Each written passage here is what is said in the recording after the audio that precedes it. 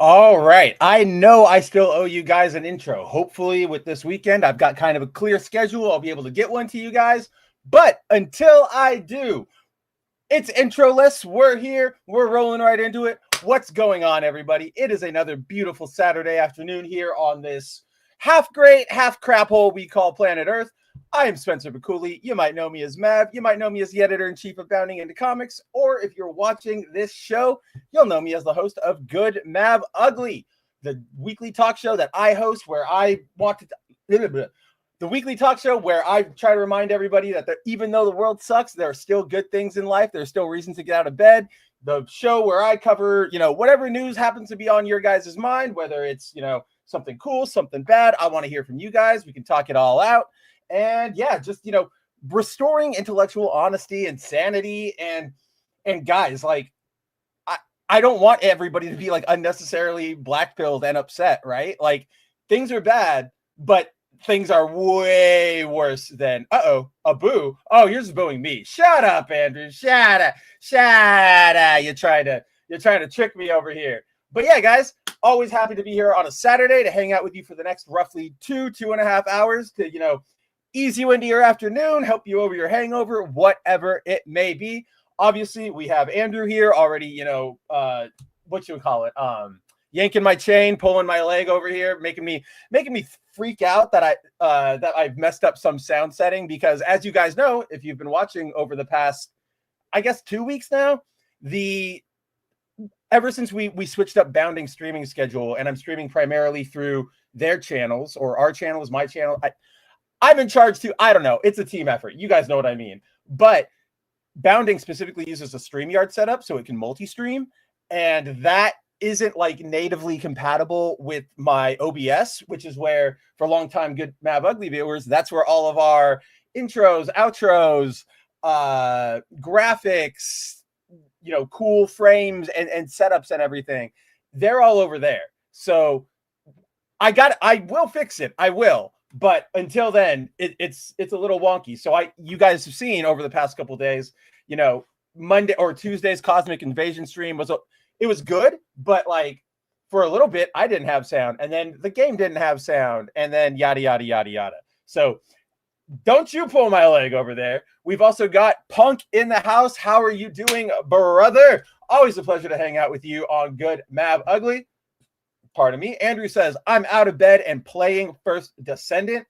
I'm jealous. That's kind of what I want to, I'm probably going to do with the rest of my day. I'm probably going to buckle down and finish or not finish, but really make some significant inroads into Final Fantasy VII Rebirth. I'm making my way. Don't worry, guys. I'm making my way. I'll get there. I know I'm behind on the curve, but you know what? I blame Square Enix for being super, super delayed in actually bringing the game to the PC, right? Because they said, oh, we have a limited PS5 window until like May 2025. And I went, okay, cool. That means like either right then or shortly after then, you're going to immediately release it onto PC. And it took them like months. What year did it? Am I even getting the years right? Okay, yeah. FF7, it was there. No, I don't, because it was 2024. The window ended in, because the game drops in February 2024, and then it says like it has a release, a PlayStation exclusivity thing until roughly like, yeah, March, May, April, sometime around then. And so I was like, okay, cool. I will hang out for those couple months, and then I'll wait for them to port it, and I'll grab it there.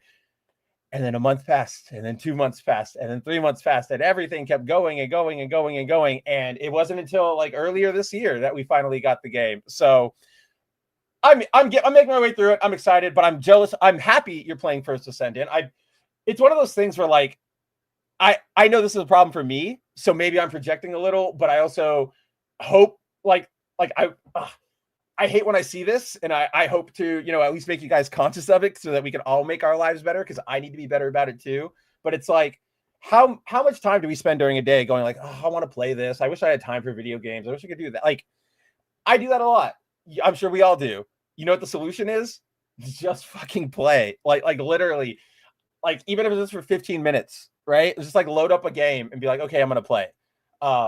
obviously it's good to have like good like games that can fit into different moments, right? Like for example, in a 15-minute window, or if I've got like 30 minutes, I'll play something like Cosmic Invasion or Fortnite or Marvel Rivals, because kind of quick, kind of pick up and play, not a lot of investment, if you will. Whereas with something like a Xenoblade Chronicles or a Final Fantasy VII remake, I've got to like, all right, like this is a movie, we're buckling down, like this is going to be some time that we're going to have to take, right? So yeah, just pick up and play, guys. I know, Andrew, I think, are you Steam Decking it? I don't know if you're Steam Decking. I know you have your Switch too, which you love. And like my sister got a Steam Deck a couple weeks ago, and I want one, but I know I need to get in a better groove of playing video games, which like hopefully the bounding streams we've been doing, the Mav streams, Tuesday, Wednesday, Thursday, like hopefully that'll get me back into the swing of things. But right now, I'm just too addicted to cardboard. Just too addicted to cardboard. What's going on, Shinkai? How are you doing, buddy? Hey, you're well, I don't know if you normally watch this early, but this is like one of the earlier comments on the Saturday streams I've seen from you. So hey, happy to have you, pal. I hope you didn't like, rearrange your schedule to wake up early and come watch us and hang out. But either way, I'm happy to have you. And then yes, Xenoblade Chronicles mentioned. I knew you would like that. Why is that on my mind again? It was in the Kabuto Studios Discord server, which everybody, by the way, secret link down below. You can join it, come hang out with us, come chat, come talk, come all that fun stuff. I was like talking with Oki and Zero, I believe, and Oki and I were talking about like video game length or something, or like, oh man, I really just got to like sit down and do it. And Zero was like, well, maybe you should sit down and play Xenoblade. And I was like, damn it, you're right. Like, I really should play Xenoblade Chronicles. I really, really was liking it when we were going through it. The only reason we stopped playing was because time makes fools of us all. Am I right? Wow. 8-year anniversary for Xenoblade Chronicles 2 last week. Did they do anything for it? I didn't see any like major merch or like a collab announcement or anything, which by the way, I'm sure you guys have maybe seen all of this going on your timelines lately. But there's a bunch of new stuff, like new anime, new video games, new like merch collabs. And they all started coming out yesterday. And I was sitting there in the morning going like, what is happening? And they're all coming from Japan, right? And I was like, what the hell is happening? Why is there so much? Is today a special day? No, it's not Golden Week, obviously. It's not part of their Christmas traditions. Why? What's happening? Tokyo Comic-Con is currently happening, right? So that is why we're getting a bunch of announcements lately. Some of the things I know I saw were like Oran Host Club. For anybody who used to watch that anime, they're doing a new like pop-up collab cafe, which is kind of crazy. There's a new set of Hello Kitty Hatsune Miku Vocaloid like figures that I'm gonna buy them. Like, you've got me by the balls. I don't know what you want from me. What were the other cool things? Let me think. I was just sharing a bunch of these with some friends. I can pull them up. Maybe I can, if I can remember which Discord room we were talking about it in. I thought it was in our video game one. It's not. Because I was like, what is happening? What is happening? Oh, I might have done it here. Yeah. It's here. So yeah, I'm just gonna hold on. I'm gonna arrange these into a window and just like run through them real quick and be like, dude, isn't this crazy? Like, this is crazy. This is crazy. This is crazy. Shinkai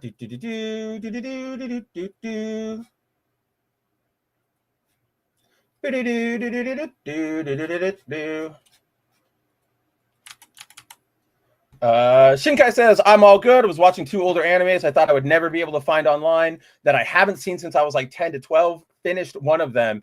Man, there's, for all I hate the internet, right? Like, at this point, I think we've tipped on the scale of like, is the internet a benefit or a boon to humanity? I think it's slightly starting to tip over to boon, right? Like, we should not be this connected. Something broke once we started like, what's the right term here? Like, breaking down all the walls of the internet, right? Like, there used to be like kids specific sections, like Yahoo Kids, the Nickelodeon Kids, and then there were like specific forum communities and all that stuff, right? As soon as I think it's social media specifically is the thing that really fucked us all over. Human beings aren't meant to operate like, we shouldn't know what millions of people are thinking at a given moment. And like, they're like, it's just too irresponsible. Like, I'm sorry, guys. I think about this a lot. In America specifically, 60% of our adult population is illiterate beyond like a 4th grade, 5th grade level, if that. So if you throw them onto the internet with no barriers, no, guidelines, no nothing, are we surprised at what happened? But I digress. One of the best things I love about, the internet and that stuff is finding that old things, whether it's like an old comic, an old TV show, an old anime. One of my favorite things is whenever you type into Google, like I'll do it sometimes, either a comic book or I'm looking for a movie or a show. And it's like, superhero, accidentally kills brother, becomes, troubled, but then his brother's alive and they wear purple suits. And, one of the actors was black and the other guy was Mexican or something, right? Like, I don't know. And you hit enter, boom, there, like somehow all the collective unconsciousness of the internet will link you there. But so like, I love that. I'm happy for you that you found it. And I'm going to chance and say, I hope you found it in like HD, like 1080p at the very least, because that's the point we're at. Except no standard definitions anymore, unless it's something like the Doctor Who tapes, remember, it's the infamous thing that shows why physical media and preservation is so important, where all of the like original Doctor Who episodes from like the 40s, 30s, and so on, they were recorded on single VHS tapes. And then half of them were just re-recorded over because back then nobody thought who's going to want to go back and watch these. And then the other half got destroyed by like a massive flood that hit the BBC's like archives like a decade or two ago. So like I'd accept those in standard definition, but everything else that comes in 1080p, because you know what?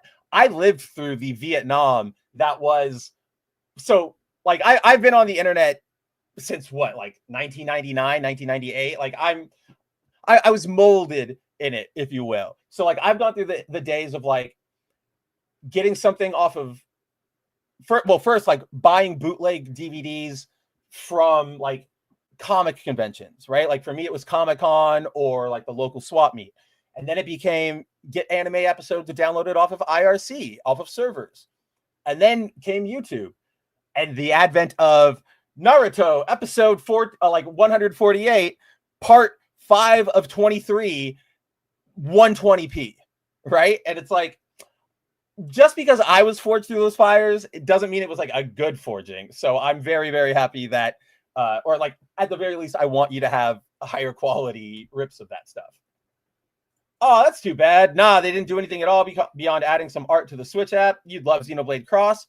That's the like newer one. They like the most recent one, right? Where it's like super scale heavy, super mech heavy for those who don't know Xenoblade, right?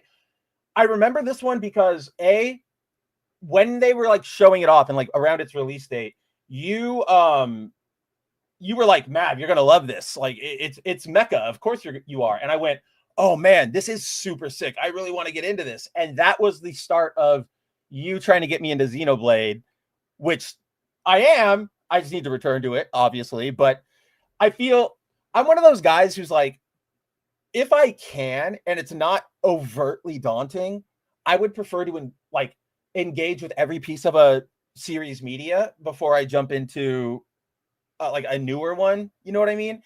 It's not a hard rule. For example, when I got into Kamen Rider, I just picked whichever Kamen Rider I thought looked cool and I went with it. When I was getting into comic books as a kid, I just picked whichever one, looked cool at the time. But nowadays it's like, oh, if I want Andrew can attest to this. You guys out there can attest to this. I recently went through like a really, what would you call it? Not like obsession or fixation, but I was really hooked over like the last like 2 months on the End of Doomsday Clock, the DC series, where Doc Manhattan and Superman have their amazing like talk, and it really shows who Superman is. And so I reread it, but I couldn't just leave it there. So I've been spending the last, week since going back and reading like Dark Knight's Death Metal, Dark Knight's Metal, Rebirth. Like I'm going through because I want to make sure I know all of the context. That's me. I'll get there eventually. I will get there eventually. I'm finding it's easier to make time to play video games when you actually just say, I'm going to do it instead of debating with yourself for 5 hours. You know what I mean? Punk says, I played Sonic Racing Crossworlds twice since I bought it from Target. I really enjoyed playing it. I knew you would. I mean, you were still playing the demo, even though the full game was out. I'm glad you picked it up. I've heard nothing but good things. I really, really want to buy it, but at current, I got to focus on more single player-y things, especially with the bounding stream happening, because I don't know if everybody wants to just watch me play Sonic Racing Crossworlds for like 9 months straight. All right. I'm not Booga or any of these other famous streamers. I only know that name from a meme. What up, Sumat? How's it going? Hello over to you on the Facebook world. I think that's the first comment over on our Facebook that we've gotten with these live streams. We've been doing them for about 2 weeks now since we revamped, and nice to see you, Sumi. Awesome to hear from you, and also good to know that it's actually like connecting over there. What's up, Kenny?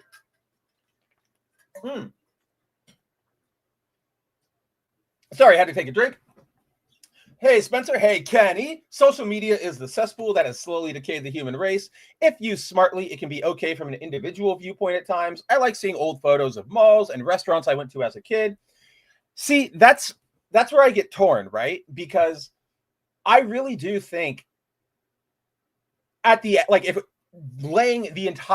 going to tackle the entire internet question, I definitely think at the end of the day, it is a net, even though I was joking like a little while ago, right? Like it is overall a net positive to civilization, because think of the untold amount of like information access we all have now, right? The connectivity alone, for all the bad it does. Look at the fact that like, hey, you got like, I would have never met like you or Punk or Shinkai or Andrew, or even gotten a job here at Bounding all those years ago if we didn't have the internet, because none of these guys were, at the time. Trent was, or I think he's still, let me rephrase that. I set that up really bad.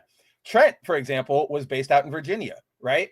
I know, for example, I know Andrew, somebody I hang out with all the time, somebody who I talk to every day, one of my best friends, he's in Texas. Some of my other best friends, like they live in Washington, they live in Virginia, they live in the Philippines, they live in Europe, they live in Chile, right? So like that is all good. And then,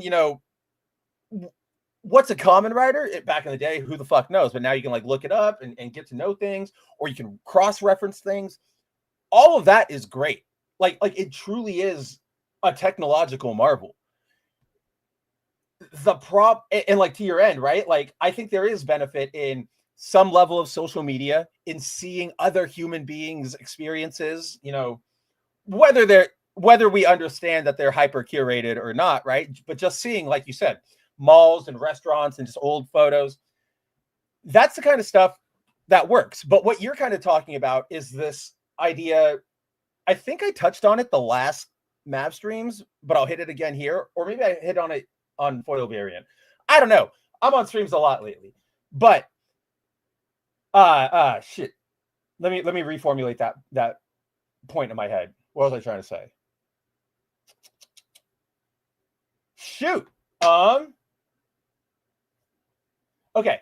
So I guess I'll just reset then, because I completely lost that train of thought.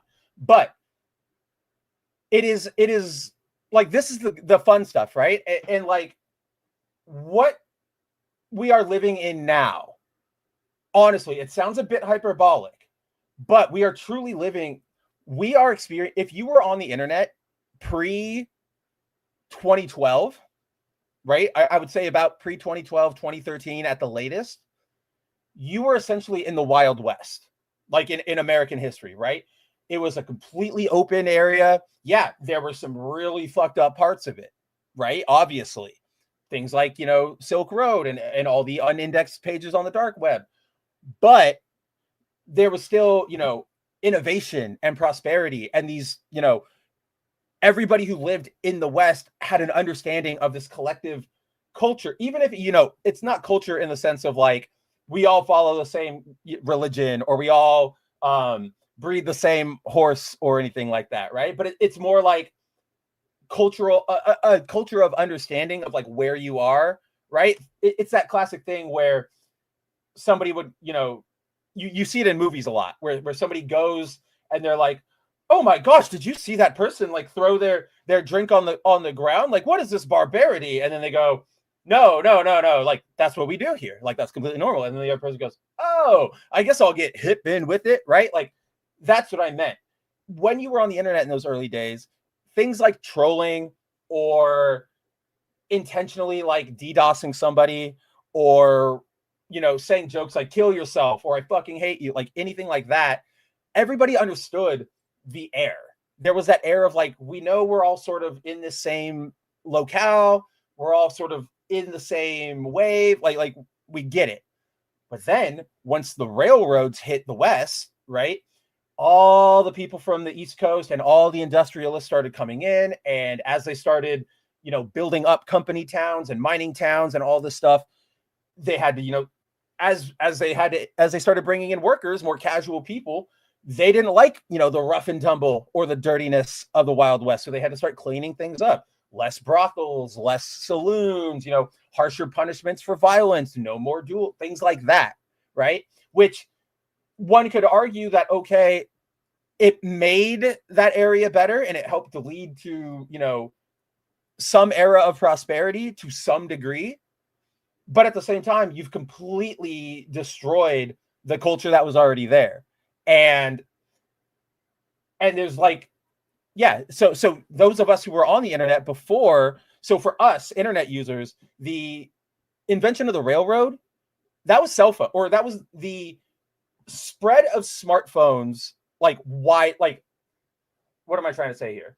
The widespread adoption of smartphones, I think is what I'm trying to say, right? Because around 2013, 2014, that's when the like iPhone like 3 or 4 or whatever started becoming pretty economic. Like it wasn't out of everybody's price range. It started, lots of providers were doing deals, yada, yada, yada. So now grandma's, what's an app? What's a Facebook? Now your uncle who, hasn't read a book since 1956 is now scrolling Twitter all day trying to get his, political research. And it's that gentrification by corporations that left the internet what it is now, right? Where like the things we see, guys, this is something I try to hammer home a lot here, is that these corporations, I know we say it, but I don't know how many of us actually internalize it, but like,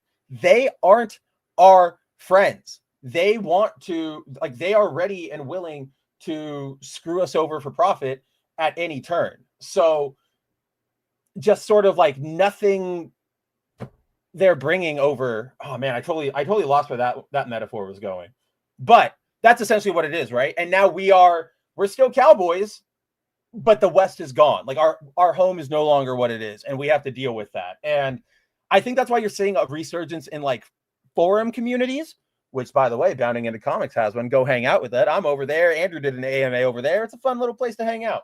But yeah, like because you're right. It is that social media cesspool, because that's what I was saying about the corporations, is like all the negativity you guys see, all the like when you are on your Facebook feed and you just see post after post of, I hate America, I think everything should be this, or I should blah, blah, blah. Like, it's all, none of it's real.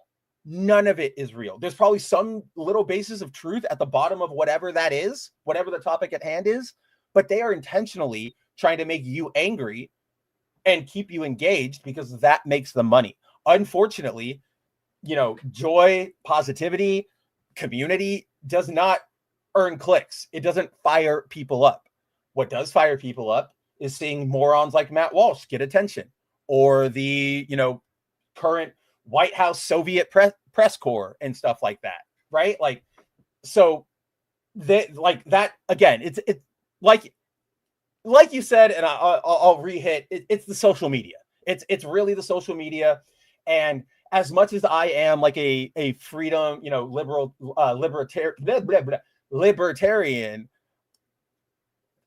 I guess you would more describe me as like a libertarian, because I still think you need to have some amount of rules on the books, right? Like one of my favorite videos is, I can just pull it up because we are on the, oh, wait, I didn't even pull this up. Okay, yeah, we jumped like 700 different things. So first, before we move on, I can't believe we've gotten this far already. All right, before we move on, as you guys might have seen, our main topics for today, we've got the big Netflix Warner Brothers merger. That is going to be our main topic that we can discuss. We've also got, oh my gosh, what did I even write in the description for this video? I don't remember what I said we could be talking about. Oh yeah, in case we have any time left over, there's a little update to Project R.E.D, the Super Sentai successor, that we'll take a look at.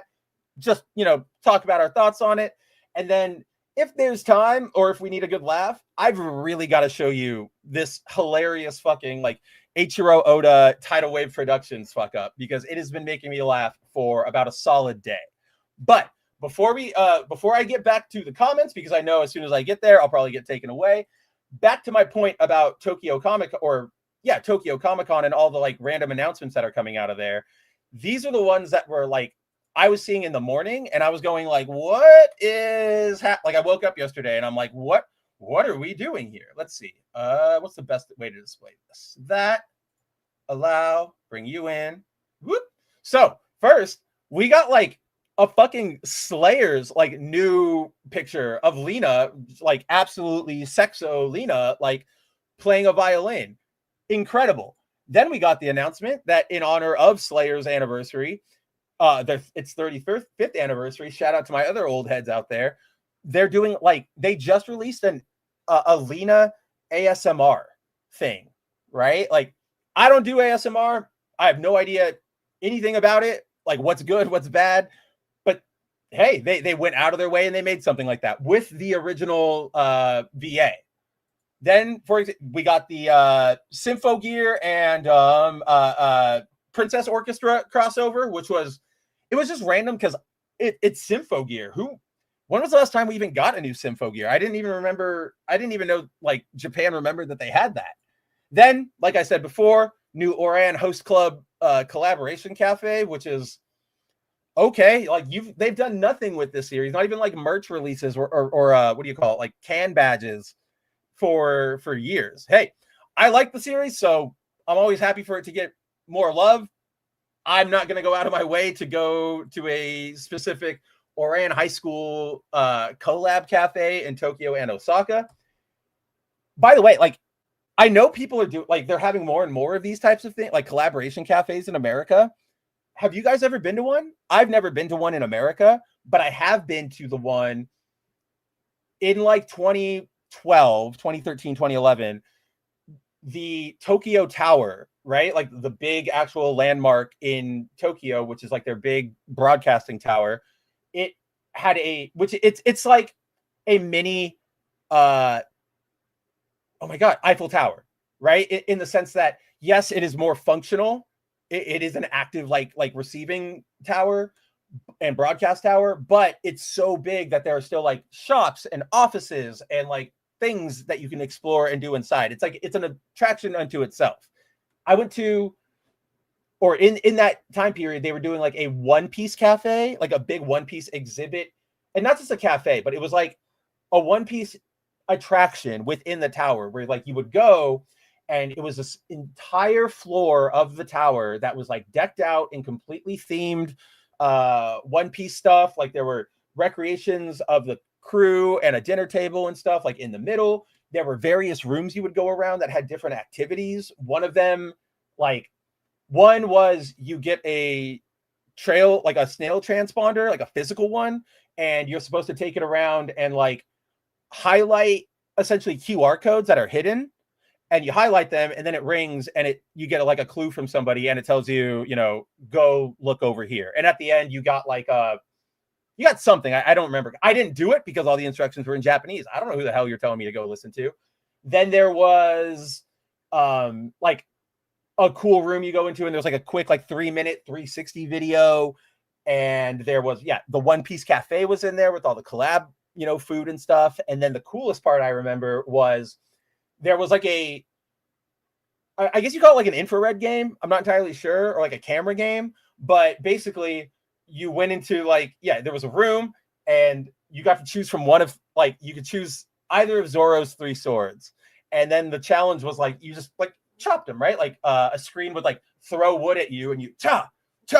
It's really fucking cool. But yeah, all that to say, like, these are really, really, really cool.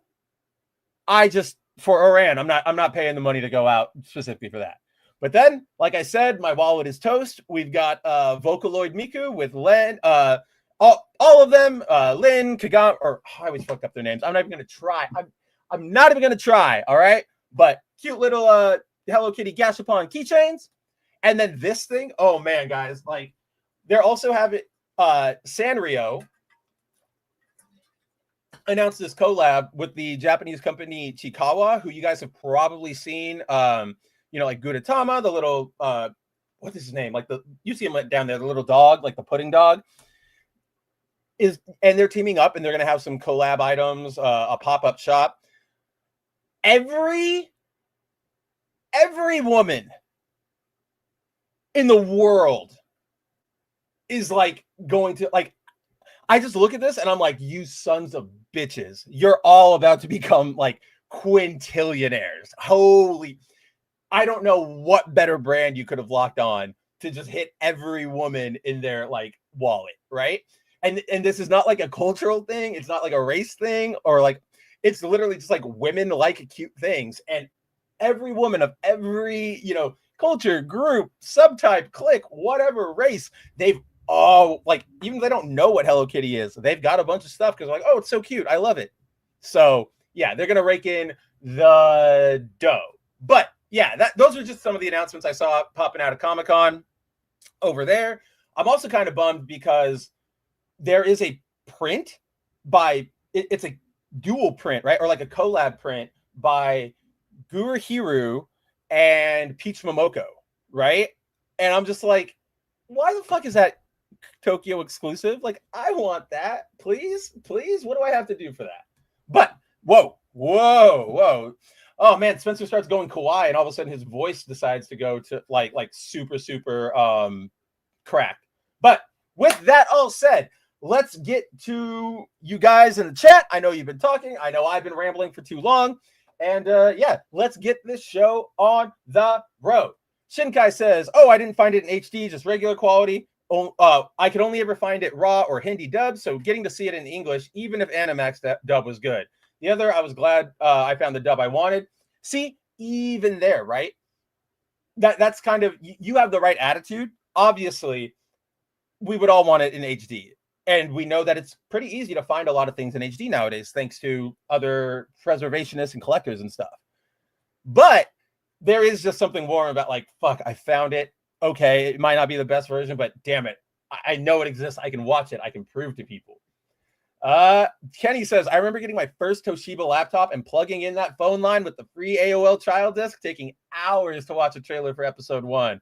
Man, I remember having an Apple II, dude. Like, that's, my mom got an Apple II when it was new because her company was, she was like, she's always been like a very big, prominent like person in the marketing world, like the executive marketing world. I'm sure if anybody has any like top level HR, Fortune 500, like corporate friends or family, they've probably either heard of her or worked with one of the companies she's done things with. Yeah, she's pretty prominent, but they bought her one because they're like, we need you to do, we need you on the internet. We need you emailing, yada, yada. So I learned on an Apple II. And I remember like my mom and I were looking at the manual a couple weeks ago because we were cleaning the garage and we found it. And it was like big sunburst, like 256 megs of memory. Whoa, 16 megs of RAM. Whoa. And I'm just like, oh, like, I'm pretty sure, what is this? Like my remote here for like the LED light strips I have in my room, I'm pretty sure this has more memory alone than that Apple II did. But it's it's fun to look back on that. I don't think I watched the episode 1 trailer online. I can't remember. I was like, I'm pretty sure it played on TV and my grandma recorded it for me on VHS so I could just watch it over and over and over and over again, right? Punk says, I finished watching an episode of your favorite Moto Trend shows on HBO Max. Good to hear. Oh, didn't mean to do that. As always, I highly encourage everybody to go engage with things you like. Read something you know, with a character you love, or from a writer you love, or a theme, or a show, or whatever, right? Like, yes, lots of things are bad out there, as we'll get into with the Netflix thing in a little bit. But like Punk, there are still good things out there. You just have to go find them. Susanu, what is up? Happy to have you on the Saturday afternoon, my man. As with you, Timon, happy to hear you. Happy to have you here earlier than last time. I know this is the second time I'm bringing it up, but I still do feel really bad that you showed up on Thursday's Mav streams and you were like, yo, let's go. What's up? And I'm like, I'm literally walking into the final boss fight right now. And then I beat him, and then the stream was over. But I'm happy to see you, friend. Kenny says, I think it was best when it was more for those seeking it out than everyone being on at all times. I don't even use a smartphone except for Apple Music. That's exactly it, right? I 100% agree with you. It's when you have to go seek it out, there's a level, that's sort of a natural barrier, a natural gatekeep to people who like, do you really want to engage with this? Do you really care about what's happening in comic books right now? Do you really care about, this studio getting this video game? Or are you just a crybaby bitch? Are you a Mark Kern? Are you just looking for things to cry about, right? So, yeah, no, I definitely agree with that. I'm not going to, pretend I don't love my smartphone. I use it all the time. But I do specifically try to limit what social media use I have and curate what social media I do have, right? So for example, I have like no Instagram for me, no Facebook for me, because that's where like people will post their super curated lives and everybody looks super happy and great all the time. That just makes me feel like shit, right? Like even if I know, oh, you guys are putting on a performance for Instagram, it still is like, man, I'm not married, right? And in love right now. I spent the entire day like in my underwear sorting my magic cards. But yeah, like that's the important thing to do is you can as with anything, right? Moderation. Engage with this stuff if you like it, but also remember to step away, remember to breathe, and remember that almost 99% of the time, 99.8% of the time, if you see something that instantly clicks like your rage trigger or confirms a bias or a suspicion you thought you had that was completely off the wall, interrogate it, because you're going to find reality is sometimes more banal or sometimes more awful or better than it actually seems, right? But yeah, I use for my like Twitter, obviously my account, I use the Bounding account a lot because I use that for news. I follow actors and pundits and studios and yada yada. But when I go onto my account, it is specifically curated for like magic memes, comic book stuff, like anime waifus, and shit posts. Like I specifically go out of my way to curate what I'm looking at. Oh, and tokusatsu posts, right?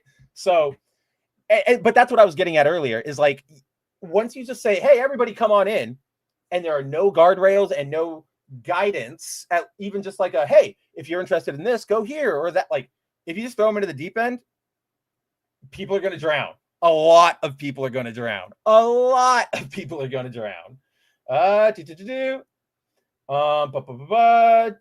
Susan who says, wish I caught this from the start. Hey, don't even worry. We've only been live for about 40 minutes, and any amount of time that you can hang out with us, that you're willing to spend your time with us, we appreciate it. We're super thankful. And yeah, Susan, you're here all the time. Don't even trip, my friend. But if you're speaking simply from a discussion standpoint, you can always rewind. We'll pause right here. We'll pause for 40 minutes. All right, everybody. We're just gonna wait for Susanu to catch up. No, I can't even keep that joke going. That's I'm not even good with that joke. Yes, definitely Susanu.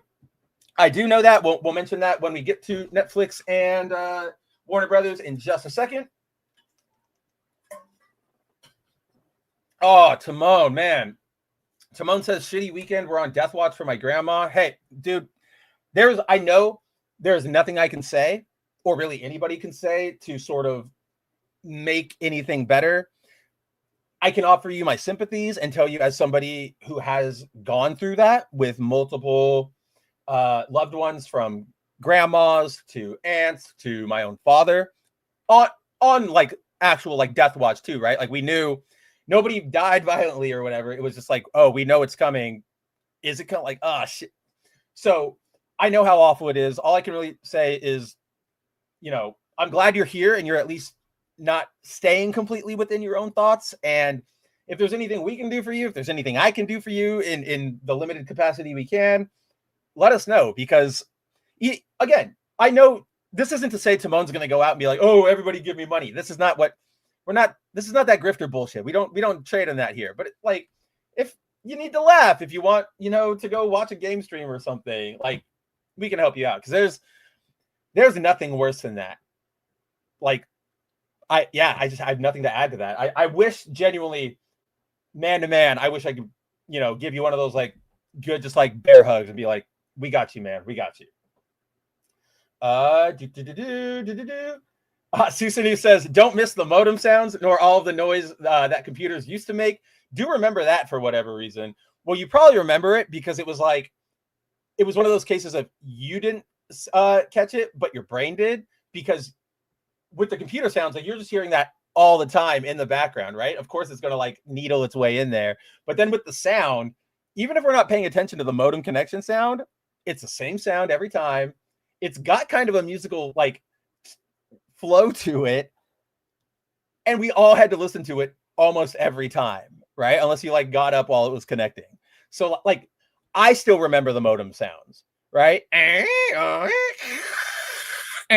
Like, it's great. In the future, Susanu, that will be like in our post-apocalypse, like after all the nukes fly or whatever, right? We'll be able to find each other. The people who know how to rebuild society with technology, we can find each other by just like, that'll be our cry, instead of like code words, just and if they don't give like any of those sounds back, on the spot, traitors.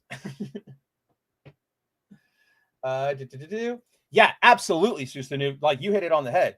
On the note of our phones and our connectivity and everything we were talking about social media, we're oversaturated and overloaded. We don't have the fuel to burn on this level of our biological bandwidth being hijacked by our devices. And that's 1,000% true. Like, the way I think of it, guys, right? Like, again, for all that I love the information availability and connectivity, it's like, we were not meant to live in a world where I have to get like the day-to-day goings-ons and opinions of somebody in Britain, right?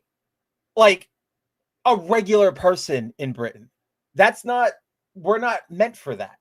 Because especially one thing that happens with what you're saying there, Susanu, is like, if you're not thinking and if you're not, interrogating who you're listening to, who made the post or whatever, a lot of people will just see random poster is on Twitter, just like, a president or a senator.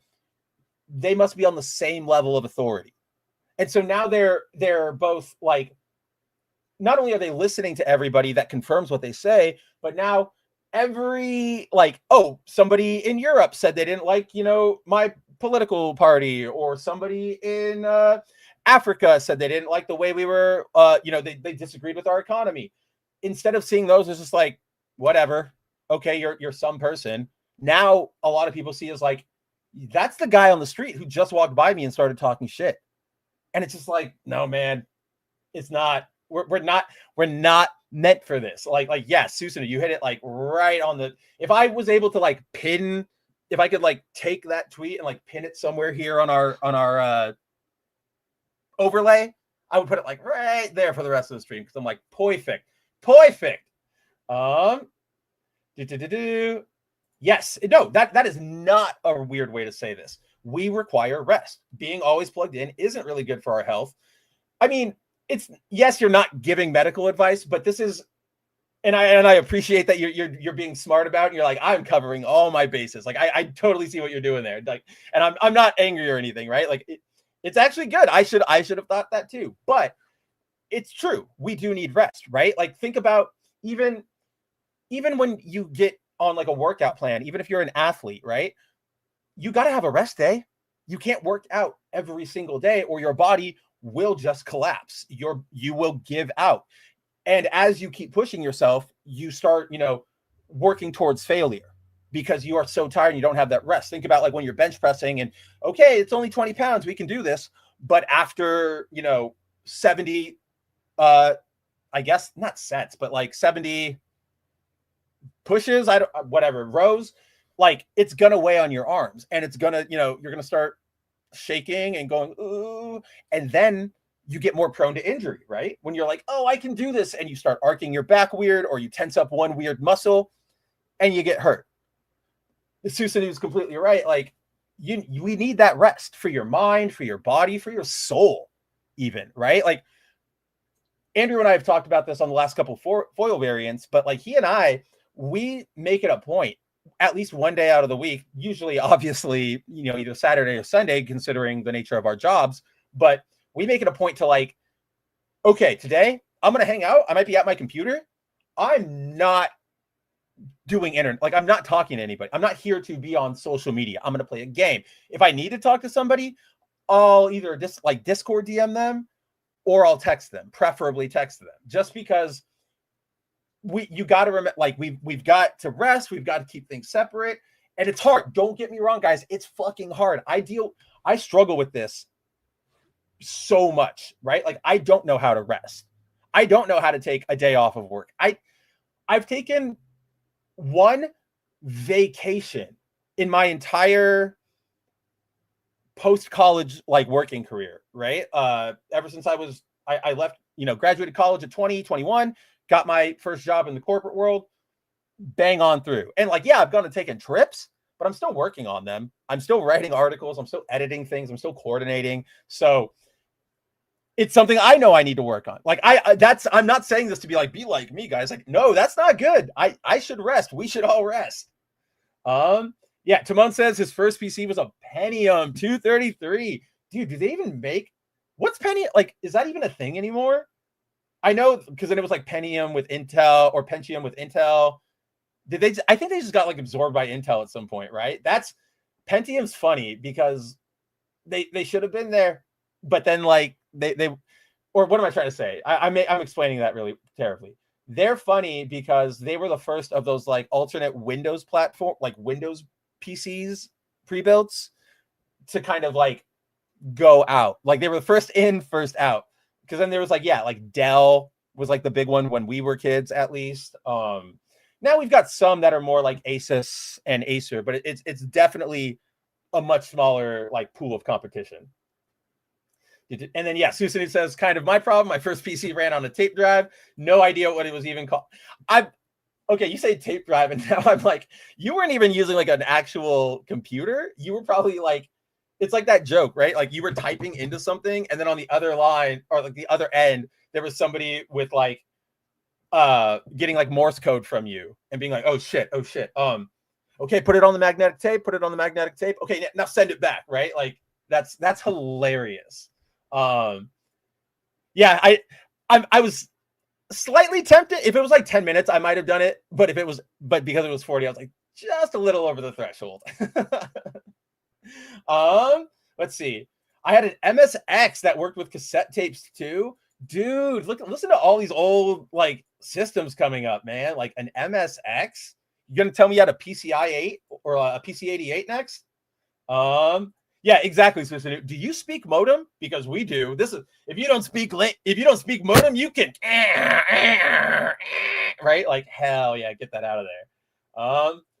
The only thing he could remember working on that MSX was Contra. Dude, my cousin, like Contra, the Teenage Mutant Ninja Turtles NES game, and what was that? Oh, Excite Bike. my cousin, like my older cousin, had a Nintendo when we were growing up, and he had those 3 games. And whenever I went over to their house, that's all I would do because I was a fat little nerd. And man, like those are Contra, like they're burned into my brain. Even though I'm not particularly good at Contra, I'm really good at those first 2 or 3 levels. Yeah. Hypertrophy. Yep, exactly. Same concepts, just mental versus physical, right? Oh, yes, that is true too, right? Susan, that's a good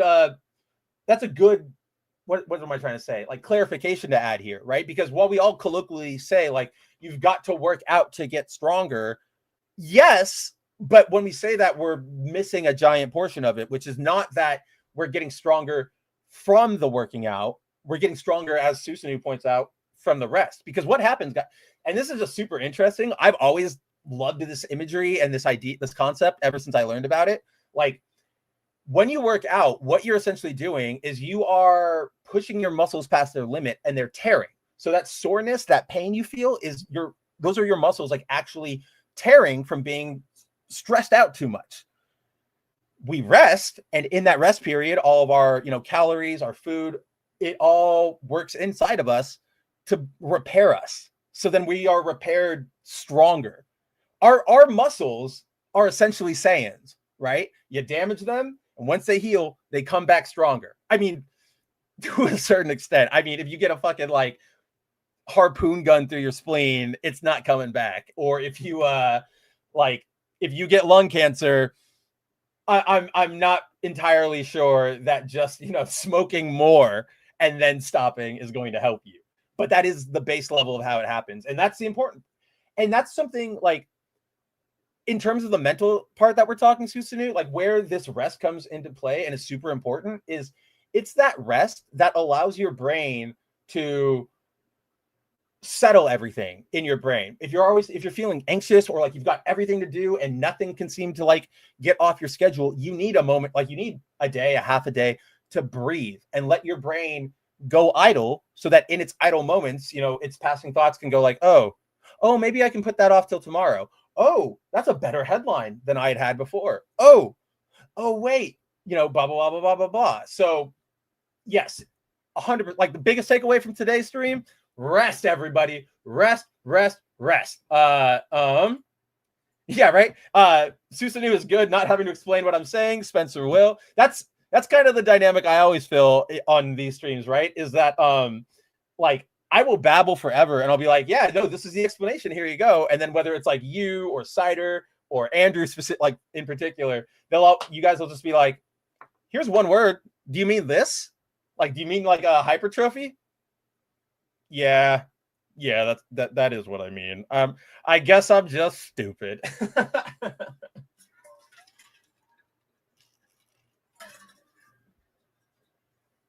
Oh, that's hilarious. Yeah. You had to program things onto the drive to use it. Like you had to I gotta open up a word processor. Let me build a new like motherboard for this thing. That's awesome. All right. But with that, we're all caught up on chat. Timon, again, we're here for you, man.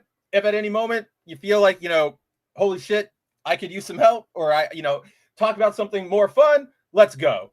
We've got Elegant Chess. Can I get you a free haircut? Oh, dude, I absolutely need a haircut. Don't even, I actually had to trim my sideburns earlier, like last night, because they were starting to do the Peter Parker, John Romita thing. And that's when it gets way too long. So I definitely think in the coming week, I'm going to go chop this off. The problem was you guys know this, like I normally try to keep my hair like medium short on the shorter side. I was growing it a little bit and I brought up like, oh yeah, I'm thinking of cutting it maybe next week. And like a bunch of women I know, like friends, potential, like, might be cools. Like they were all like, no, your hair's perfect where it is right now. Like it's at a good, like we like this. And I went, okay, I don't like it, but if it works, it works. And now, as we all know with hair, it's like you get about like a month, maybe if you're lucky, of like good hair window, and then it's completely off the rails. And we're off the rails at this point. All right, perfect. Yes, come to my house. You'll be here at 5. I will be here. Make sure you learn how to buzz like shapes and stuff into heads. Like I'm gonna want a bunch of those. Don't know what, dealer's choice. All right, surprise me, even though I know full well what that might entail. All right. But with us being caught up on chat, let's start talking about some just general topics. Again, these are just main topics to bring up for conversation. And then if you guys have anything, if you have anything on your mind that you guys want to talk about, as always, drop it in the chat.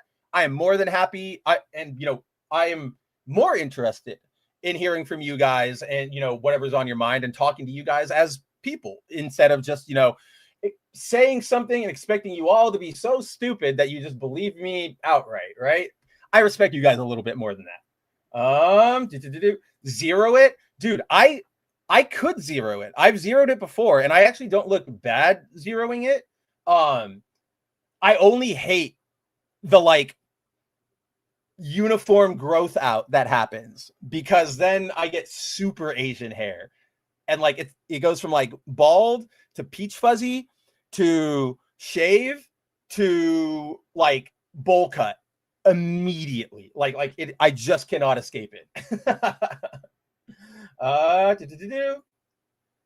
Yep, absolutely, Susanu. That is where we were going right now. Also, Punk says, I'm looking forward to the first issue of the new Darkness coming out next week. I am too. I cannot believe they are bringing the Darkness back. I love Jackie. It's weird too, because I read a little Witchblade back in the day. I liked it. I just, for some reason, in my, teenage brain, early adult brain, I just never caught up with it. I love Spawn for what I've read of it. I've read the first couple 200 or whatever. Still got to catch up on that. Youngblood, whatever. It's Youngblood. Rob, I love you as a person, but come on, we don't need another Youngblood reboot. But I always liked the Darkness because he was unapologetically 90s edgy, taken to an extreme. And there was no attempt to make him redeemable or make him relatable or misunderstood. It was just Jackie is a bad guy. Jackie got fucked over. Now Jackie's going to go fuck over the guys who fucked him over with this new power. And so from what I've heard from Andrew, who's currently reading all of the Image stuff, I think he said Jackie appeared in a Witchblade issue that happened, and he's it's good. The main thing he said that sticks out to me is it's the same character, Witchblade, Spawn, Darkness, they're all going through revivals over the last couple years, and Andrew's they're the same characters, but with just a little one extra layer of depth. And I'm ooh, that's interesting. But so I love it when it comes when that comes to Sarah, or when it comes to Ironside, or even Al himself, right? Spawn himself. But I even told this to Andrew. I was man, I don't know about extra layers to Jackie, because what extra layer do you add to an asshole that, unless you keep him just the complete scum jerk, I don't know how it's gonna work. Also, they did this weird thing, he's getting, in his new suit, he's got this weird diamond on his chest that just sits right here. Why am I doing it on myself? I can just pull it up. And it's,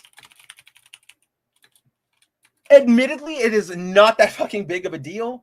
It just happens to bug the hell out of me because it just is kind of a whack looking thing. A whack design choice. Let me just pull up the original for comparison. The Darkness.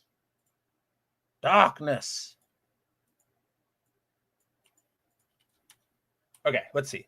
Go over add you. So, as Darkness readers may remember, as Darkness members or readers may remember, this is what Jackie looked like back in the 90s.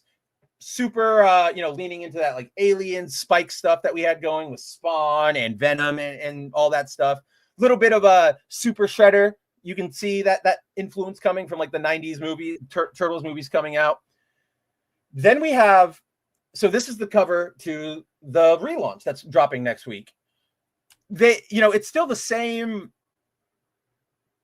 concept for Jackie's suit, but they've like MCU'd it a little. And yeah, I'm not a fan of it, because especially like, what is that diamond supposed to, unless that diamond transforms into something or something comes out of there, I don't know, man. It just feels like a lazy, he's got to have something there, break it up, throw a little diamond in there. But yeah, super stoked about that. Oh yeah, we definitely need to go to like certain barbers and stylists and stuff. But what I was saying is that I'm kind of frivolous, so I'll wait until my hair gets shag and I need to get a cut. So I would go through that awkward from bald to completely like hair again. It would uniform grow out, and I'm not going to go to a stylist. It's just I will suffer and I will endure through the bowl cut phase. Lewis Malfant. Hey, what's going on, Lewis? I can't look at that. 2 from Facebook today. That stokes me up. So Superman will be gay and not white anymore. You did it, Netflix. Well, that's a good lead in. Let's get into that. Let's pull up the big news of the week. As I'm sure everybody saw from, every news outlet, whether it was like IGN or the Hollywood Reporter, to us, obviously, we covered it as well. As of yesterday, Netflix and Warner Brothers have entered into a, what is that? What was the exact term? It is a definitive agreement to sell all of Warner Brothers assets, everything it owns, to Netflix, essentially, acquiring it, bringing it under its fold. As Susanu pointed out earlier at the top, this is not a done deal yet. Right now, at current, as of writing, as of this show, as of these sentences, the deal has been agreed upon between Netflix and Warner Brothers. It still needs to go to the FCC, the United States Federal Trade Commission, or FTC, not FCC, FTC, for monopoly review. And there's even though we don't know how it's going to play out, I foresee there being substantial, significant issues in Warner Brothers in this sale, because it's not necessarily I still hate it, but David Ellison, the current CEO of Paramount, him and his father Larry Ellison are major donors to President Trump, and also personal friends of President Trump, right? And as we've already seen over the past couple of weeks, Trump's already tried to sort of tip the scale, which is completely illegal, but who gives a shit anymore, because our Congress is completely fucking dickless. But I can see more of that happening as we enter the review process, and as it goes under official government, we can approve it or not approve it. I can see more pressure coming from Trump. Whether that affects anything or not, I'm not entirely sure. I will say David Ellison's kind of being a little bitch about this, like a severe bitch, where Netflix bought, they entered the agreement. Warner Brothers agreed with Netflix. They rejected Paramount's offer. Now he's accusing them of I'm going to do a hostile takeover because that wasn't fair. You didn't open this up to a proper bidding process. And I'm like, the bidding process is you fucking tell them what you have to offer, and they say yes or no. There's no lottery system. There's no rubric. Warner Brothers didn't even say we will accept all offers that hit this. They just said, we're open to offers, but sweeten the pot. And now David Ellison is trying to cry, and he's filing lawsuits. And I'm like, get fuck out of here. And that's where I'm also torn, because I don't know, is it better for Warner Brothers to be the American institution that is Warner Brothers to be held by Netflix, which is going to be just a general dearth on both Hollywood and films in general, as we'll get into? Or do you want them owned by Saudi Arabia? Because that's how David Ellison was getting the funding for Paramount to buy Warner Brothers, was via investments from the Saudis and the Saudi Investment Fund, right? So for me, the horse is it's still out on which one was the worst, would have been the worst outcome. So, Well, yeah, according to, yeah, we definitely do need to see their filings and everything. And yes, they also got to go through the SEC. So there's a lot that they've got to do there.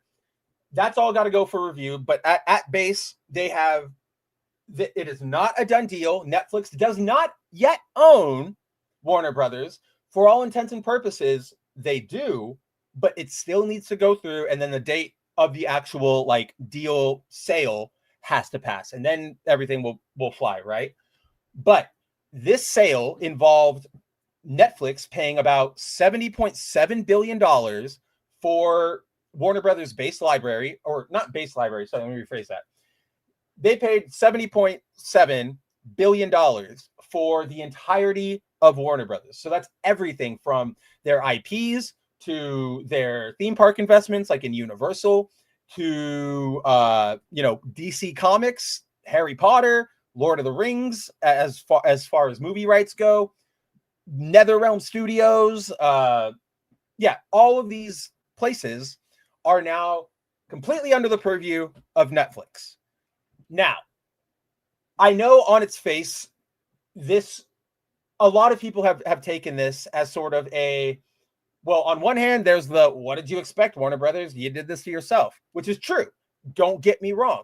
Warner Brothers has been shooting itself in the foot for years. Bringing in David Zaslav was a terrible, terrible move, because these CEOs, like right now, a lot of the entertainment CEOs and video game studio CEOs and all of this shit, they don't care. They don't know anything about what they're working with, right? David Zaslav isn't a movie guy. He's not a video game guy. He's not a franchise guy. You know what he did before? He was like an investment banker or like a financial advisor. Yes, it was at one of the more successful firms in America, but that's still, they're only bringing these people in because they go, you can maximize profits, right? And they go, yeah, we can absolutely do that. We can absolutely maximize profits. And so, wait, did I finish what I was saying? Okay, hold on. I gotta reset because I think I completely skipped over something. But yeah, so the sale on its face, $70 billion USD in payment. However, that's going to play out, as Susan noted. We need to see the filings. So 70.7 there, and then who is it?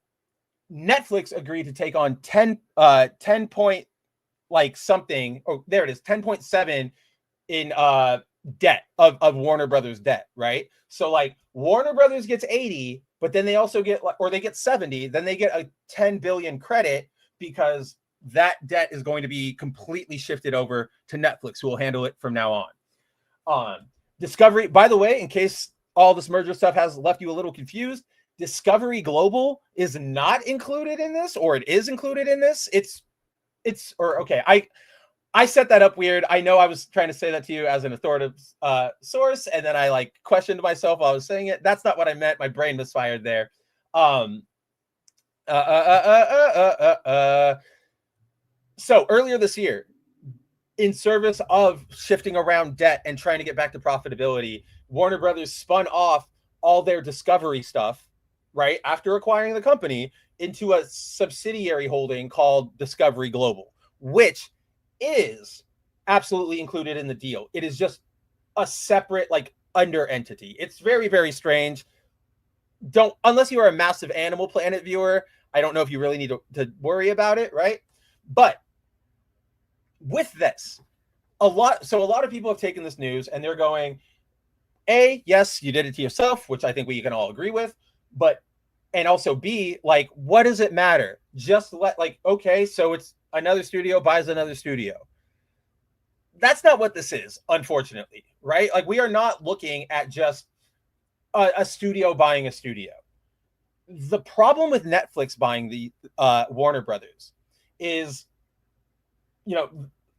at the top, at base, the issue here is that we will now see the quality of everything and the risks and the inventiveness and all of that completely out the window, right?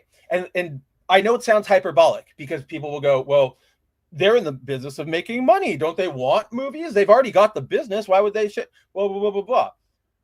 So let's go through that, right? And because, again, I know it sounds hyperbolic, and I'm normally the one who goes, whoa, that's not really, completely on point. But in this case, it unfortunately is on point.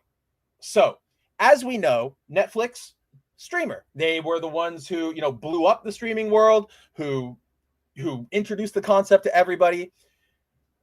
In not recent years, last year, Ted Sarandos, the co-CEO of Netflix, came out and basically said the theater distribution model is dead. Nobody cares about it. Like we don't care about it. That's why Netflix doesn't really support it. Even now, when their films, when they want to enter their films for Oscar eligibility, they give them a physical release, but it's only like 2 weeks, if that, if fucking that. Hold on.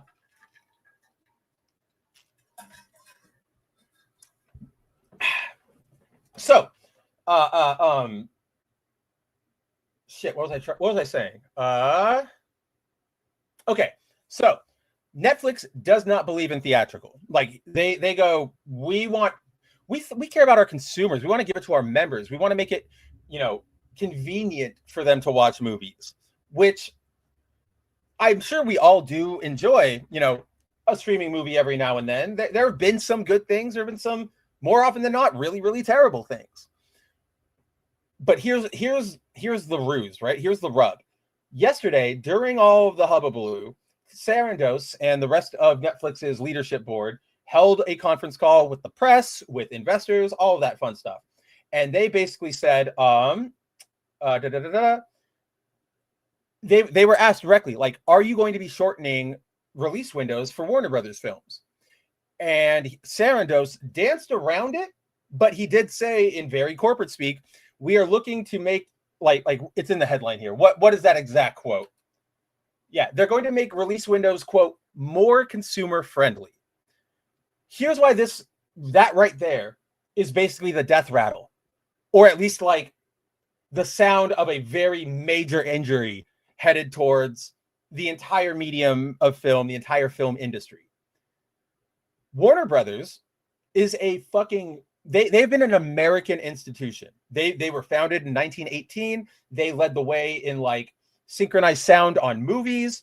They've been here, right? And a lot with that reputation, with the reputation they've built up, Warner Brothers is one of the major like blockbuster production houses. I mean, just look at the last couple years alone. We've gotten Superman, we've gotten Dune, we had all the Wizarding World movies.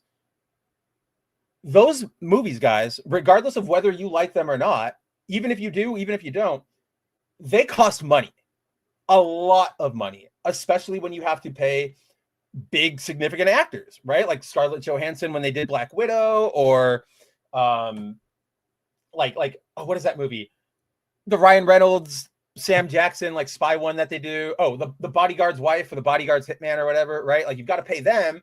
But then if you're trying to deliver an experience like a Dune, like a Superman, you've got to spend on your effects team, on, giving, you got to buy their time, give them the proper amount of working room to, make something good and not terrible. For Netflix is, as we have seen in the past with everything, like it's a meme at this point, right? Netflix is so cancel happy.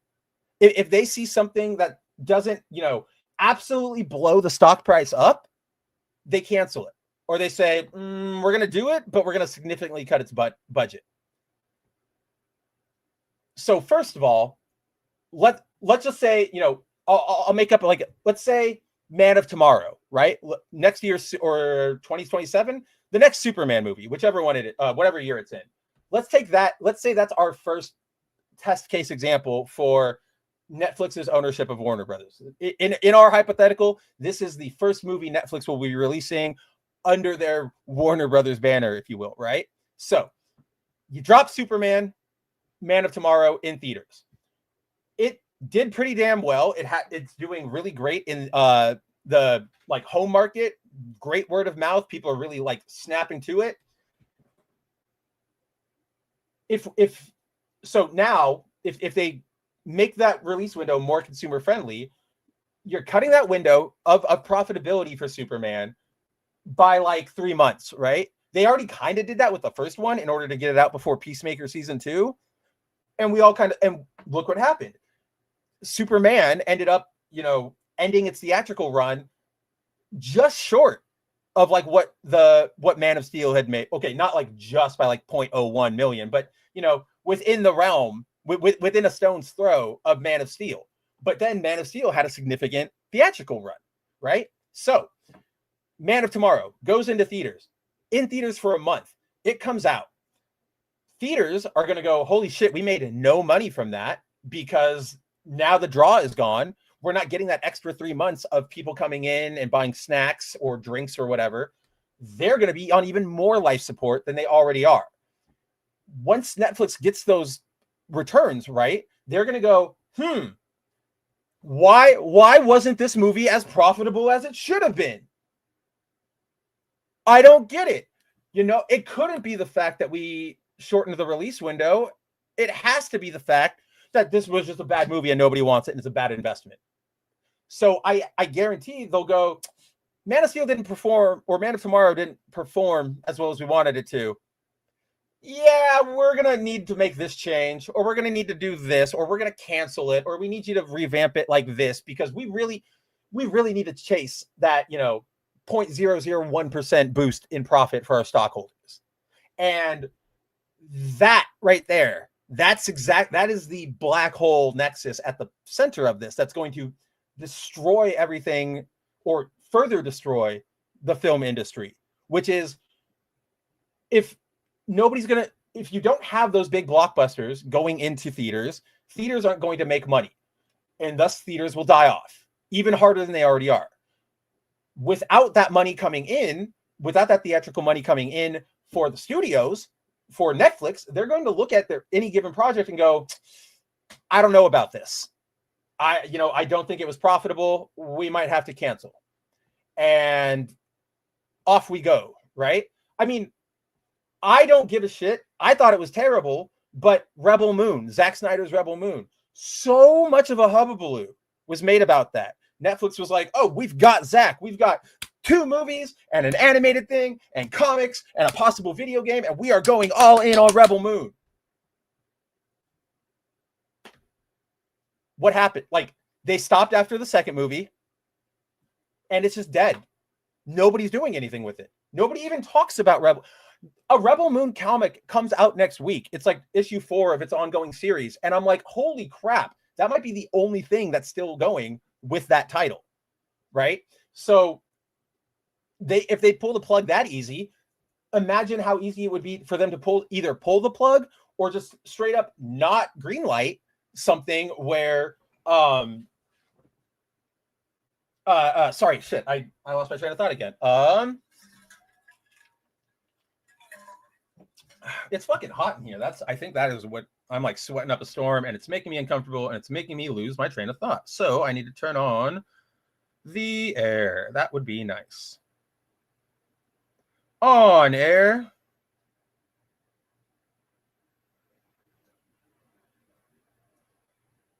Cool.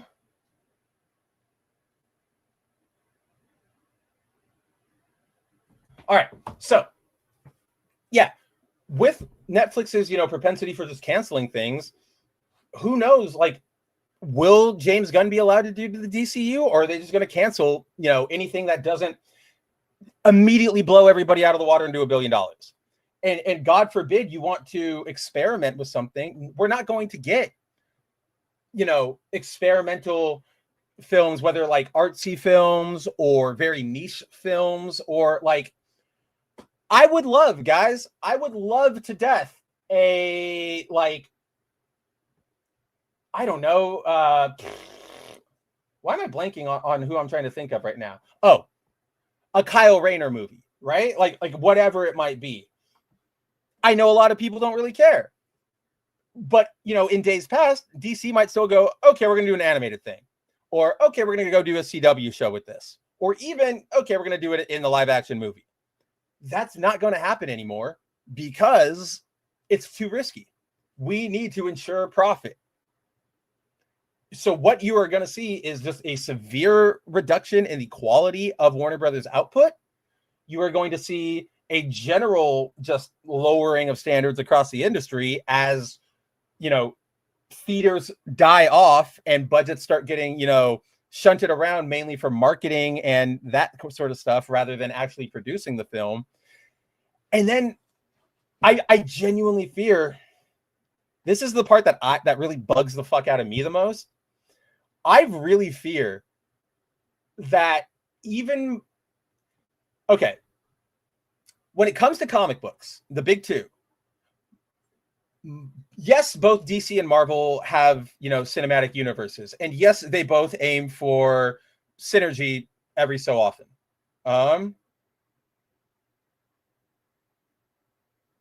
Sorry about that. You know, you make a movie, you make a show, you retcon something, you introduce the outfit, yada yada yada, what have you. And we also know that there are also those times when they're like, oh, look, a new character in this comic. And it's very clearly just like oh, we're testing this out for media. Naomi, perfect example. Naomi from DC, right? But as it stands, Marvel is way fucking worse about this stuff, right? Like, not only does Marvel forcefully throw in shit from the MCU, even when it doesn't make sense. Like, they go out of their way to make things line up. In, you know, the one that always sticks out to me is Spider-Man. And this wasn't even MCU. This was back during the Raimi films. They did an entire event called The Other, which was actually kind of terrible, but it was all in service of giving Pete organic web shooters. That was it. Because Tobey Maguire had them in the movies. It was a fucking 4-month event that they like advertised everywhere. It was a big thing, and it was just that.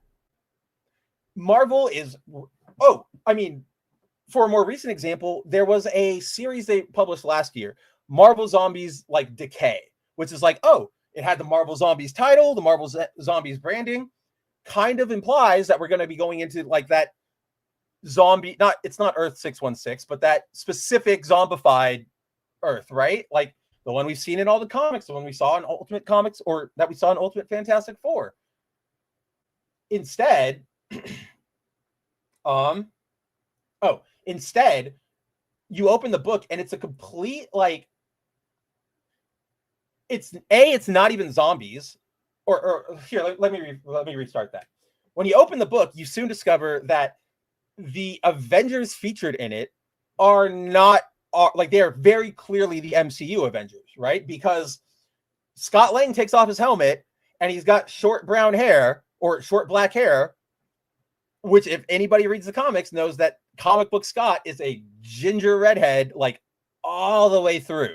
So that was like out of nowhere. So, oh, okay, it's the MCU cast. And then, yeah, instead of zombies, they were infected by like a plant sort of zombification virus that could be cured because, hey, it's the MCU. No MCU advertising, nothing. They were just like, oh, this is a comic. And no, it wasn't.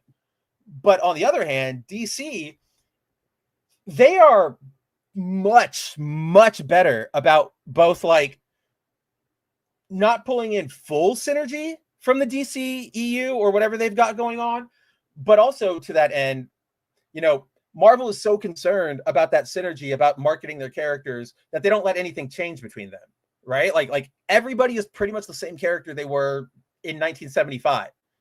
Whereas in DC, things are actually allowed to evolve. Batman and Superman have sons. Barry is not the current Flash, you know, things like that. So all that to say, my number one fear is that from here on out, Netflix is going to go into overdrive with just turning DC into a content farm, right? Like, I don't actually believe Netflix cares about art or like filmmaking or the medium or the industry. They don't. They only think, like most of these corporations do, about making money. So like this is very bleak, regardless of whether you like Netflix or like Warner Brothers. I don't like either of them, but that still doesn't mean just because I get to see Warner Brothers take a shot to the chops, okay, that's great in the moment, but then the result is that everything else when it comes to movies get worse. Is it worth it to have that one, you know, moment of like, haha, to then suffer for the next 2 decades? No, like we're not 12 years old, right? We have critical thinking skills. We can be smart. We can be more mature than this. So it's bleak. I'm not going to lie to you guys. This whole deal is exceptionally bleak. Who knows? You know, obviously it still needs to play out. It still needs to be approved. If it does get that, we'll wait and see. But it, like, I have zero optimism here. I was joking with, I think, Andrew last night or another friend, and I was like, DC Stranger Things next year, clock it.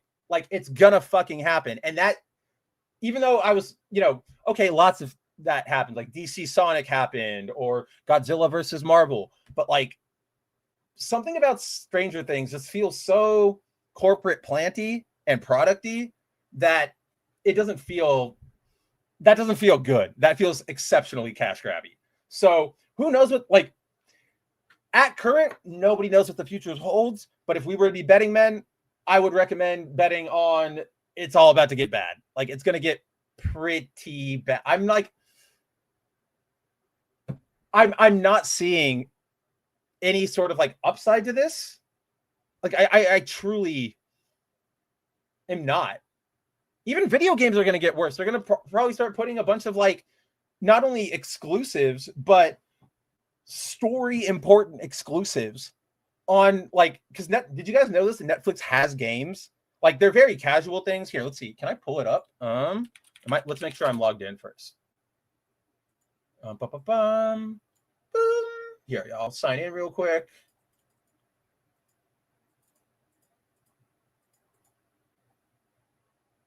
That's not the right code. Well, I don't know my password for Netflix right now. But anyway, yeah, Netflix has sort of like a streaming game offering on their platform, on their app. I know they have like there's probably like a website we can go to. Netflix games. Netflix games. There we go. Netflix mobile games. Show them to me. Pardon me. So yeah, like, they don't have, you know, it's not a terrible selection of things, to be fair. Like, you can play Red Dead. You can play Sonic Mania Plus. You can play Shredder's Revenge, which is that really awesome beat 'em up from .emu like 2 years ago. There's also, where is it? I know it's on here too.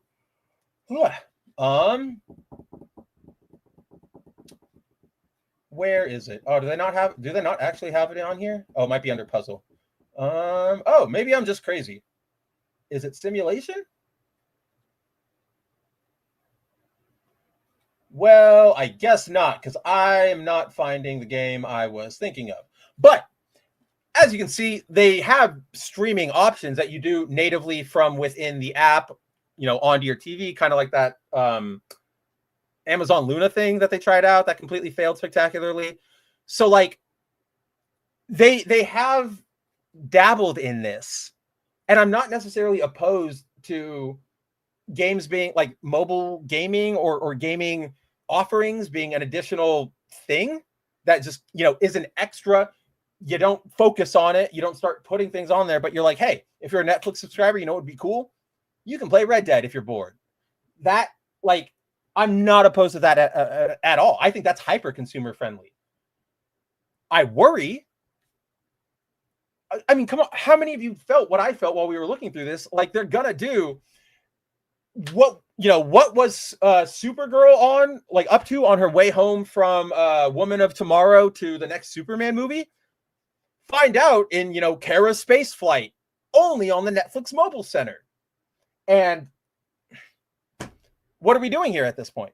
The entire point of Netflix, why people love it so much, is the user experience. That I talk about this all the time. Half of the, like, not even 75% of a business or like a service thriving and succeeding and picking up customers is ease of use, right? How many times have all of us out there gone like, oh, I'd love to read this, you know, news article, or I'd love to read this free comic, or download this game. And they go, oh, could you actually give us, you know, can you sign up for a free account? And you just go, I'm good. And you leave, right? Even though it's free, it's that convenience. It's that idea of like people don't want more to do. So if you're telling me, okay, this is all linked together, go, you just finished Supergirl, go play a Netflix mobile fucking game. Okay, well, what if my device doesn't work? What if, like, it just, I don't know. It's just, none of this makes me feel good. And I know I'm just rambling at this point, but yeah, I feel as desolate as Peacemaker here with the door to Sanctuary closing. So with that, obviously I know you guys have been chatting. Let's see what you guys have to say about the Netflix Warner Brothers deal. Timon says WB staying the same was bad because the stupid people are in charge. Selling to Netflix is bad because of the stupid people in charge. There's a pattern here. Yeah. And that's what I was getting at. I think I might have jumped off the point a little quickly earlier, but all the people in charge of these companies, they don't care about movies or video games. They care about profit. And so they're not looking at things on the ground from a perspective like we would, right? For example, we see something like, I don't know, a comic book miniseries might get published, right? Oh, for example, Mr. Tomorrow or Mr. Terrific just got a miniseries, right? That started coming out right with the release of Superman. As comic book fans, we all understand that Mr. Terrific's probably not the most popular character. Even after Superman, he's still not probably popular enough to carry a full book. And so, but he has fans and somebody wants to tell a story about it. So what do? We put it in a mini series. Maybe it does, okay in sales. Maybe it doesn't. But at the very least, we've given, an artist a chance, a writer a chance. Fans of this character got something new, whether it's good or bad. Things are happening. Let me rephrase that conclusion. This is all positive, regardless of the fact that it isn't raking in $1 zillion every issue. The people in charge, the David Zaslavs, the Ted Sarandos, they see that and they go, what is the point of making this miniseries? We're wasting money to pay the artist. We're wasting money to pay the writer. We're wasting their time that they could be spent on a Batman book, right? And it's not going to make us money, if any. Click, close, end. Which, how does that not sound completely terrible? Nobody's going to be able to create or experiment. We'll get nothing new unless it comes from a James Cameron, and he's dying. They're all going to die soon, man. They're doing a Variety has a series called Actors on Actors, right? Where they have just an actor interview another actor. It's actually kind of a cool series, but they announced the lineup for this year, and it has the first one was, or some of them are Ethan Hawke and Sydney Sweeney, Adam Sandler and Ariana Grande. And I'm looking at this and I'm going this is a stark contrast between old and new media, where even at his worth, Adam Sandler sucks, but we also know there's some level of earnestness and connection to the craft. I don't think when he makes Grown Ups 2, Adam Sandler is going this is it, guys. Holy shit. Yeah. He's going, I get to take me and my friends out on a vacation and they get to make a couple million off of this. Whatever. Right? None of that's going to happen. Those are the only people who are going to get these movies because there are no stars anymore. There are very few known named, not no name, but known, named directors out there, right? You got your Ryan Coogler, you got your what's his name? The guy from Weapons, Zach Kreger, you got your okay. I just realized I'm the worst person to be giving this because I actually do know a lot of these obscure nerds because I seek that out, right? I just realized I was about to go mention some really they make a lot of toku and Japanese film adaptations and stuff, but nobody's gonna know who they are. But yeah, that is the pattern, is that the people who get put in charge aren't caring about the product. They literally do not give a shit about what they're putting out as long as they make profit. if David Zaslav could find a way to sell us like a bat signal shaped piece of actual shit just wrapped in a paper towel, he would do it immediately. These guys don't care about brand reputation or goodwill or, you know, a company, like a culture, if you will. Again, I'm not never talking about any of that gay, like, white supremacy bullshit, but like, you know, the internal studio culture or the culture of Hollywood, the culture of filmmaking, right? Like, it's all, like, it's going to be bad. They don't care about it. They do not care about it. So why would they give it any mind?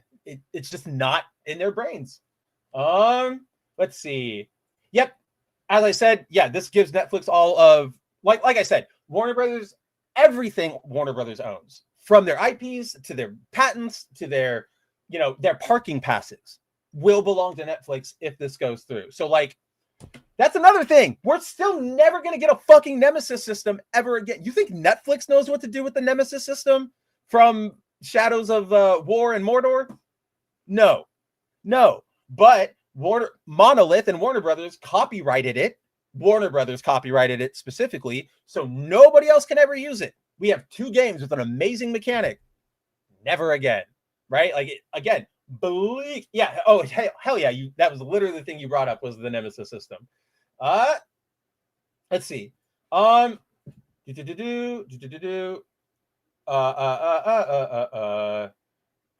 says, or well, Susanu says, they may do what they did to the writers of the shows and force weird rules on them, and that is more what I'm concerned about, right? And like, it's less the, how do I put this? I have criticized my fair share of, you know, overtly activist based, you know, casting decisions or writing decisions or movie decisions, from race swaps to, oh, we're going to change the story into a story. I don't like any of that. Like, I am completely against that.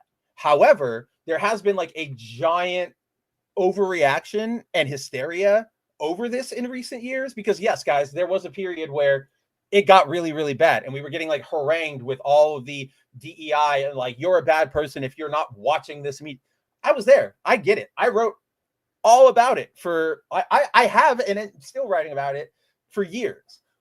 But it is completely overblown in the sense that, like, nobody is sitting there and going like, make everybody gay, make everybody black. And it, like, that's just not how things work. So I don't worry about like, oh, we got to like make sure all of DC is gay. Like, that's hyperbolic, never going to happen. And the more people, not that you are using this argument, but the more that argument comes up, the more people can dismiss critics of the deal as like, oh, you're just kind of dumb.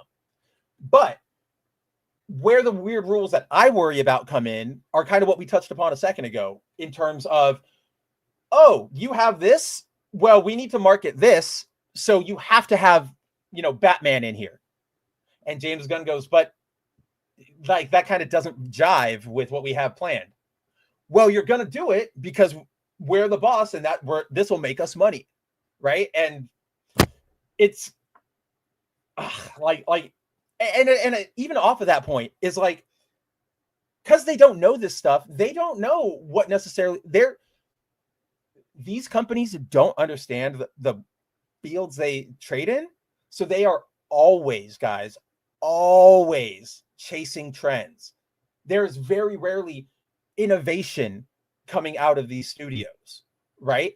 You get something every once in a while. Universal dropped us Iron Man back in 2008, set up a whole new paradigm of superhero movies, but then that, you know, the MCU became superhero movies, and then DC got on the game and they just tried copying it.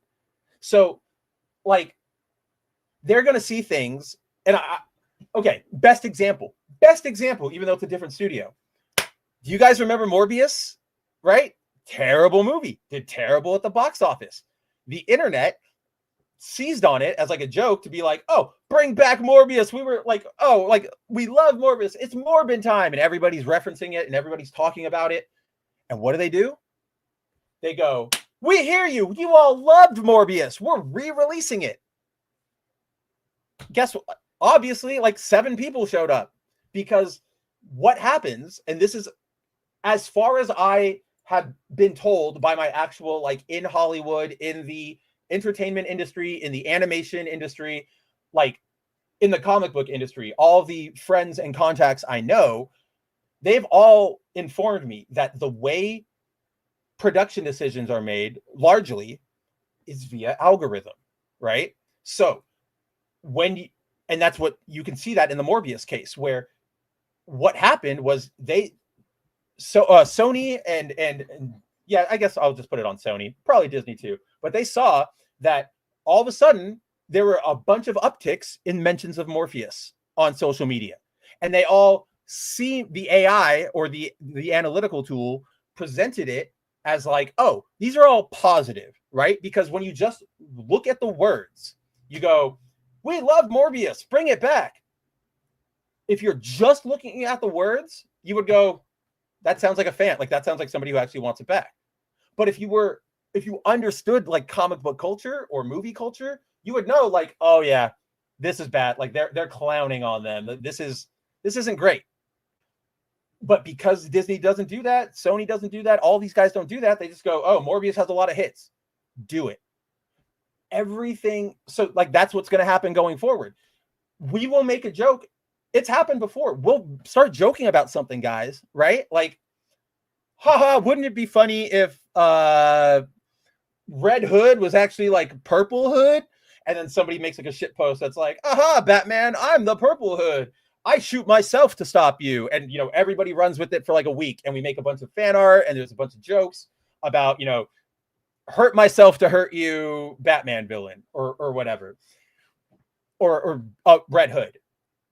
Warner, now Netflix, will pick up on that. Their things will go ding, ding, ding, ding, ding, ding. We're getting a bunch of hits for Red Hood, right? And a purple, like a different colored Red Hood. This is apparently something everybody's on. They'll just go, okay, highlight the Red Hood core, right? Red Hood Inc. or Hood Inc. or make Jason go on a special mission, and now he's the Purple Hood. Like, they'll do that, and then we'll all go, we were joking about that like 3 months ago. That's lame. Like, what are you doing here? And it's just, we are ruled, especially in America here, in entertainment, in politics, in sports, in everything, by like just the actual dumbest people, right? The people in charge of these studios, in charge of our government, they're the people who fall for like MLMs. They will sell you Nutrilife. They will sell you a fucking knife set. And they will actually think that that is their ticket to success. And unfortunately, like, as nature would normally have it, those idiots would lose all their money, and they would, you know, have their ideas ostracized, and we go, yeah, you're dumb, try again. But because the world is stupid, they just get promotions and they get put in charge of everything. And now we have to watch as like the few small bright spots get threatened at this point, right? Like, I liked Peacemaker season 1. I was okay on season 2. I was mostly just like, I like that he used Earth X and Sanctuary. Like, these are some pretty big deep cuts, and Sacha Bordeaux, even though the writing, it's like the season stuff was kind of I just rewatched it with my parents. My opinion still holds. Superman was good, but I'm like, okay, James, like, I'm liking this. Andrew and I say all the time, like, DC Comics is getting better. I don't know how we get out of this without just like everything being drenched in like corporate cynicism. You know what I mean? Timon says, we used to care about theaters, but increased prices and diminished quality made us don't care. Well, that problem, it's sort of like an Ouroboros problem, right? Like, we did used to care about theaters, and then yes, there was an increase in prices and diminished quality, but that wasn't necessarily like theaters as a collective going, we're riding high. They'll watch whatever, you know, let them watch Shrek, if you will, right? Like, they'll sit in anything. We don't give a shit. It was more like, okay, costs of living are going up, as they have for years, with our government completely. And I'm like, this is going to turn a little political because it has to, but, you know, wages for individuals, there is no upward mobility anymore. Over the last like 3 decades, like, probably longer than that. I can only speak the last 3 because I remember the effects of them from being there. But like, everything we have done at our government levels, at our federal level, has been to hand over power and decision making and everything to corporations because we have become fucking whores for the dollar. And so right now, like, it is the worst. Like, fuck whatever the talking heads say. We are all in economic danger right now. Americans to Europeans to Brazilians to Japanese, like, it's fucked right now. And a lot of that is because we've just been shoving and fluffing their dicks for the last however long. As a result, we have less money to, like, our wages stay approximately the same, whereas everything else is still increasing in price.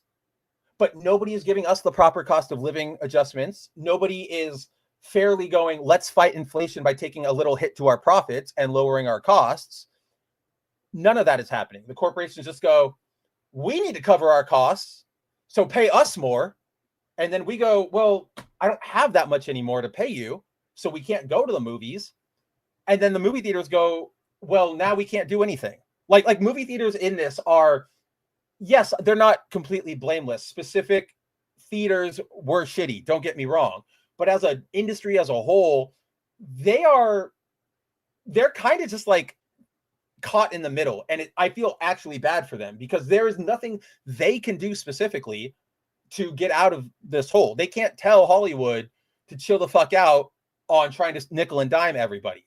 They also can't go over to, the government and say, hey, forcefully knock down inflation, like help us out here.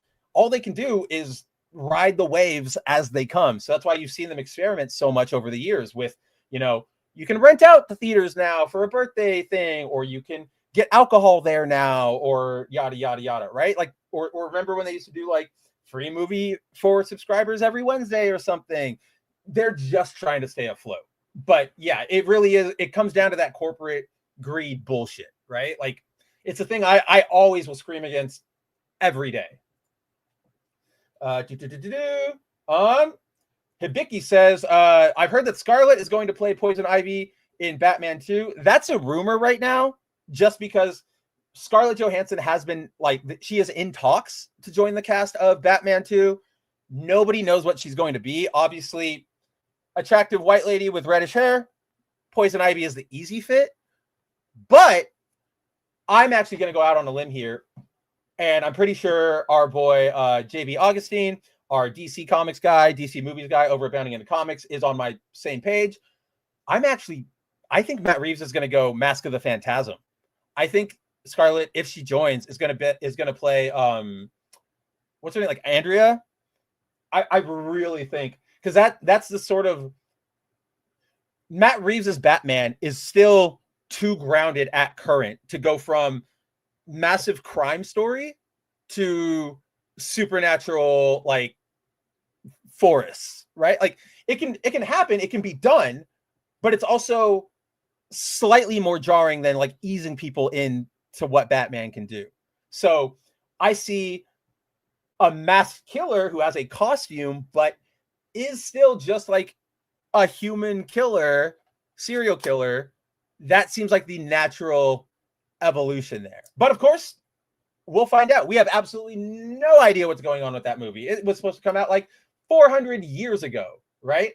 Susanu says, this does have me wondering how this impacts toys, theme parks, and things along those lines. So, in a general term, all this means is that the signee on all of these licensing deals and stuff now isn't Warner Brothers, it's Netflix, right? So all of those contracts, barring any specific, and I'm sure they've got like thousands of contracts with everybody from like food distributors to like cruise ship, like maintenance teams, right? So I'm sure there's some clause in some contract out there, probably a couple of them, that says like, either this is null and void, or this enters renegotiation, or it triggers an additional payment if ownership changes. I'm sure there's something like that. I don't foresee any major, like, I don't see any licenses being pulled or any like Hasbro Power Rangers going on where everything gets like thrown up and mixed up. I don't see any of that. I think that's going to be like just a a keep on keeping on type of thing. Because I feel like when the Netflix executives are going to go in, they're going to look at the profits and they're going to go, what is this, toys? They're not going to know if that, like, it's actually hyper profitable or it's not, because they don't know this industry. So I bet dollars to donuts, they're going to be like, Warner, you guys have guys that are doing, you take care of that for now. I have no idea what's going on there.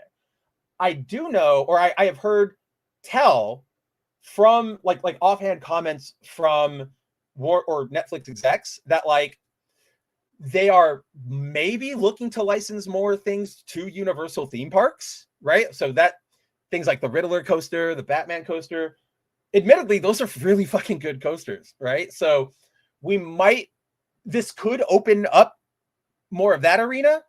But here's the thing. I just want to make, like, I want to make this clear for all of us and for myself as well, is like, remember guys, we can give credit where credit is due and be like, oh man, DC coming back to theme parks, that would be cool.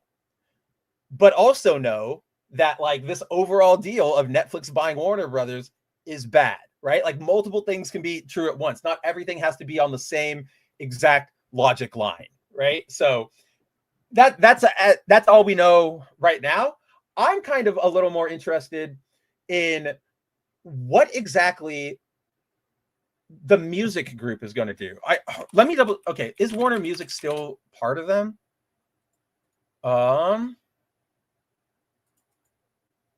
Formerly owned by Time Warner. Okay, that's what I thought. Okay, yeah, Warner Music Group is on its own. So never mind. What I was going to say is like, I just wonder how the music thing is going to go for Netflix, but they don't own any of that shit. So moving on.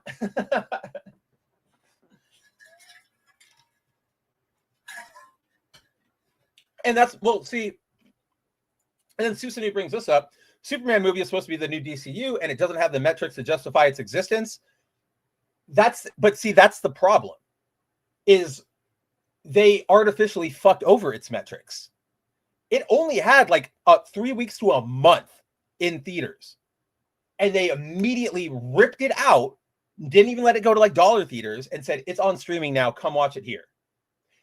You are inherently going to make less money on a streaming only release by sheer fact, guys. Like, even if every single person, you know, I'll play devil's advocate, if every single person who would have seen that movie in person and bought a ticket watches that film, not pirated, but like on your streaming service, I fucking guarantee you guys, no, not every single, like, I have 4 people living in this household, right? Like my parents, my sister, and me.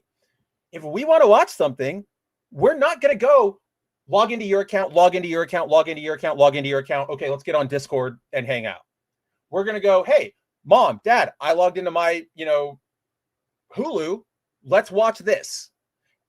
There's only one watch metric from that, right? It only registers this person watched this, and it's not even a complete watch. It just goes, this person watched X amount of minutes of Superman. Because, like, to me, I actually personally think that, like, that Superman movie is peak. Like, it did everything it needed to do in terms of, like, respecting his comic book fans and his comic book history, while also recontextualizing him against our current era of, like, assholery and 12-year-old, ew, it's fun to own the libs, own the cons, right? Like, I think all of that worked. And I think, like, it was picking up so much massive word of mouth, because you're not wrong. Or let me rephrase that.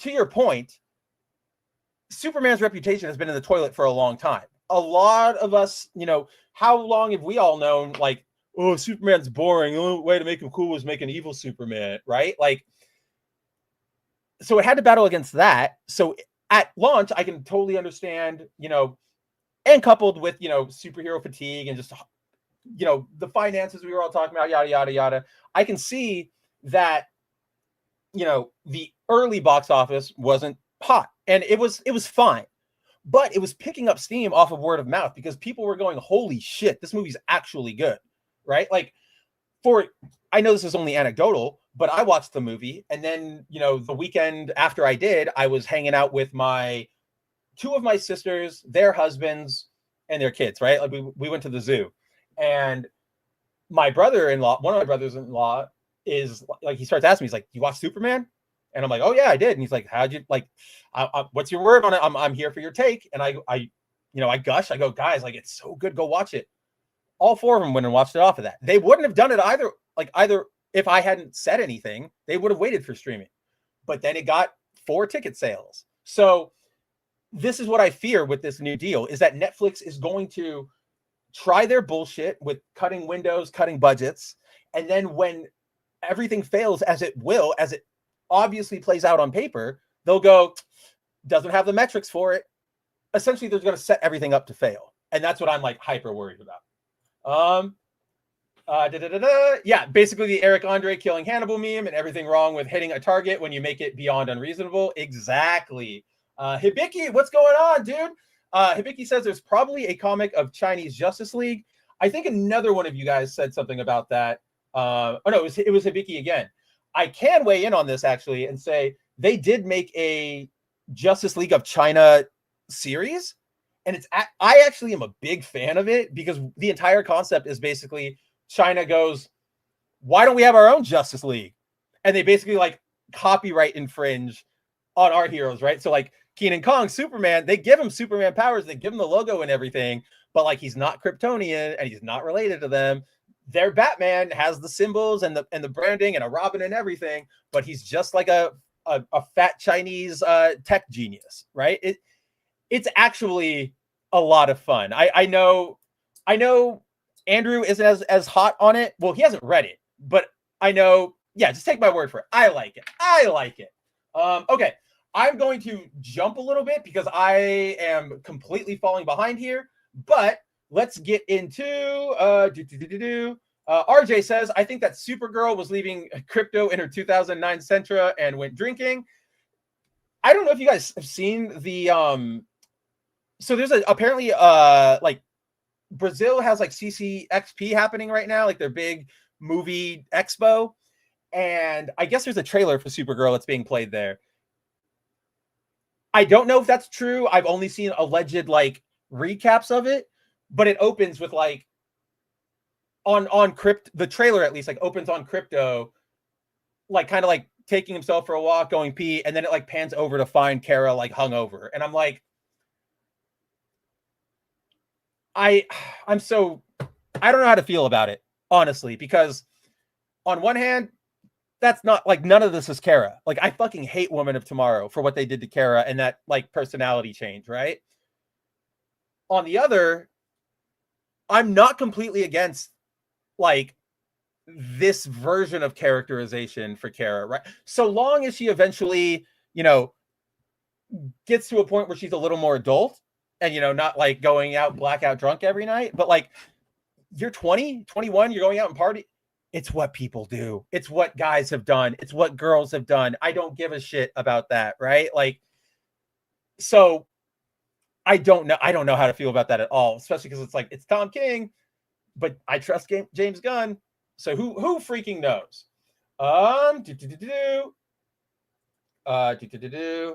Punk says, I really want to see that Batgirl movie released to DVD. It's not going to happen. Like, I'm the only hope we have right now of ever seeing that movie is that some intern or some director or some production crew member saved a random copy of the final proof onto a random thumb drive or external drive, and they feel like they do everything they can to scrub all of the metadata and leak it out there, right? Because this isn't just a movie that was canceled. This is a movie that was completed and then specifically shelved for the tax write-off. So if what that basically means is that Warner went, we will completely, like, this movie will never move if you give us, like, in exchange for the tax credits that come from its production, right? As such, they legally cannot ever release that movie without paying major restitution to the United States government. And as we're going over right now, right? Like, Netflix doesn't want to spend money on shit. They're not going to spend like a couple dozen, 100 million to fight whatever lawsuit comes from the U.S. government on that, for sure. Oh yeah, Hibiki, that like we were saying, everything's about to get bad from both of them, right? Like Stranger Things DC coming soon. Caleb, I'll get to your questions in a little bit, just as soon as we get through this part of the conversation. Yep, RJ remembered. Yeah, it's Morbin time. That exactly was what it was. Christopher Sullivan over on Facebook. Look at that. We're getting Facebook love this week. I love it. Chris says, movies and television began turning into shit since the 90s. The reason why is because of nepotism and favoritism. The interesting, talented people have been pushed out. Absolute. No, you're 100% correct, right? Because we used to get lots of different shows, different sitcoms, different varieties, whatever.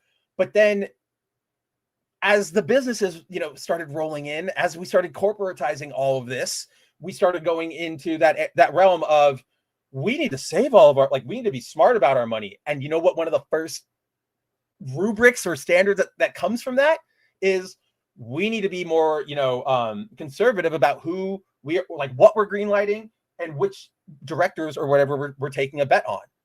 What does that normally entail, guys? That leads to, Dick Wolf has 7 successful series.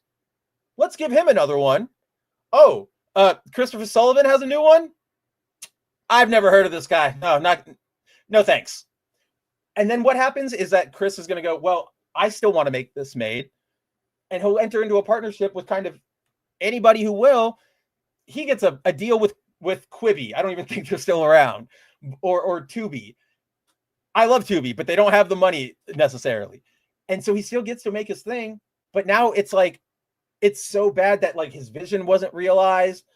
There's no chance of somebody going oh, I see what you were doing there. Do you want to pick this up elsewhere? He gets a complete rotten deal. But the guy who made 7 fluke shows or whatever, yay, you get everything. And then don't even get me started on I guess it's technically nepotism, but the whole celebrity slash athlete to television game host, sports center presenter, it kind of rubs me the wrong way, because it's especially nowadays, I'm seeing ESPN a lot introduce new shows that are basically just a carbon copy of a YouTube show from a guy, but it's got fucking NBA legend or NFL court, and I'm I hate you. I genuinely hate you for doing this. Ouroboros, a la Richard. Oh my goodness. Susanu, you haven't heard of that. I'm assuming that's Susanu just from another account. Otherwise, that's going to be the craziest username lineup of all time. But if you're not familiar with it, an Ouroboros is basically, I'm sure we've all seen the imagery, but it's that snake that eats itself, right? So the entire thing is basically the snake keeps eating at its tail, it will end up eating itself. And that's self-cannibalization. It's basically kind of what Chris was saying, the nepotism and everything. Once you start making everything so insular and you only start listening to your own feedback loops, that's where things are gonna go really, really bad. Yeah. There you go, RJ. Yeah, exactly. Kane becomes the pink hood, right? And then Damian Wayne is the blue hood. God, even right now, I feel it like the retching rising in my stomach. Oh yeah, for sure, Timon. I don't blame theaters. I blame the studios taking a larger cut of the first month box office while making shit content. Yeah, exactly. I didn't think you were blaming them. I was just also sort of giving that an overview, is that I get that feeling too, where I've been to some really shitty theaters, but then I've also been to ones where I'm I don't want to see you go. That reminds me of, so I used to live in San Diego up until the pandemic hit and lost my job, house, all that stuff, right? But when I was living in San Diego, there used to be right across the bridge, there was a very small, literal, old school, neighborhood where it's got 7 business buildings maybe that are at most 2 stories, just a 2-story thing. And it's got no chains or anything. It's got neighborhood shops. It was a cute little quaint place, right? But right there across the, we walk a little bridge over the freeway to the neighborhood, and they had a theater that would regularly play like old movies, right? Like your Aliens, your like Ghost in the Shell, things like that. And they would do it every week, every Friday and Saturday and Sunday. There were selections of movies and then like a rotating one. And it was cheap. I'm sure that like the place was not technically like a business. I'm sure like somebody inherited it or owned it for forever, and now they're just like, whatever, I'm just going to use it because it's mine and I love movies. When Disney bought Fox and when Disney bought Fox, part of that purchase, Disney put a new clause in all of their like contracts that was like, you have to pay us now like the actual full licensing fee for X movie or Y movie if you want to show it at your theater, no matter the size. So now the guy's going, well, I was just playing, 35 millimeter rips or like reels that I had acquired or Blu-rays that I had. I can't afford, $30,000 in licensing for a 2-night showing. And so he stopped. And like he pivoted and he does like way more experimental and like artsy and anime stuff now. But it's still like for a significant time, we all were like, we don't know what's going to happen to that theater. Like, what the fuck? And I remember being super mad because one of the things that like I lived with a girlfriend at the time, and one of the things we used to do is like walk over and be like, oh, there's a movie. Do you want to watch it? Okay. And like just pop in, but couldn't do that anymore. I mean, yeah, charging $50 for popcorn is a bit much, but again, it's not them going, we want to charge you $50. It's them going, we are losing profit because studios are cutting us out of the release windows. And then, as you were pointing out, like the cost of living has gone up while real wages haven't. So they still have to pay for this shit, right? They still have to pay for the upkeep for their employees, for the rental on the building. So that's where the broken piece is, right? Everything keeps getting more expensive. That means they have to keep charging more at base, but there's not more money being given to spend. So now everybody has to go, holy shit, how do we make up for this? And like, that's why I'm super supportive of, there are obviously like the super fancy theaters we can go to where like with the recliner chairs and the food service and like the bar. Sure, like those are great. But I'm really a big fan of just like regular movie theaters now having like a bar in the lobby, like a cocktail bar, or like it's a standard bar, like 3 taps or whatever, liquor behind you, because margins on liquor dudes and dudettes is fucking crazy. That like, for example, you can buy a $20 bottle of vodka. We can even be fucking nice, right? $2 a shot. We've made that thing back without even tapping like the neck of a vodka bottle, right? You know what I mean? So it's, again, all of this is rooted back in like that corporate greed. If they just said anything about like, okay, we'll pay you a little more. Okay, we won't be as so profit chasing. Any little thing there would ease so much off of our backs. It would bring that popcorn down almost immediately to maybe still a high like 20 or 30, but way better than 50. But they won't. They won't. Theaters also didn't need to charge different prices for the set. What the fuck? I've never heard of this.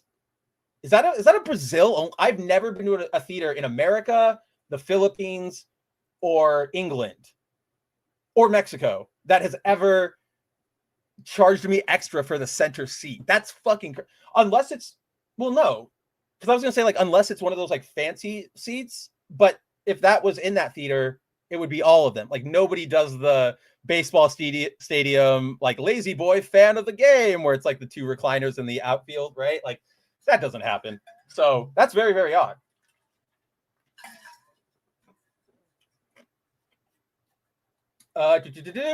JRP Fanatic says Batman 2, the main villain is probably going to be Hush.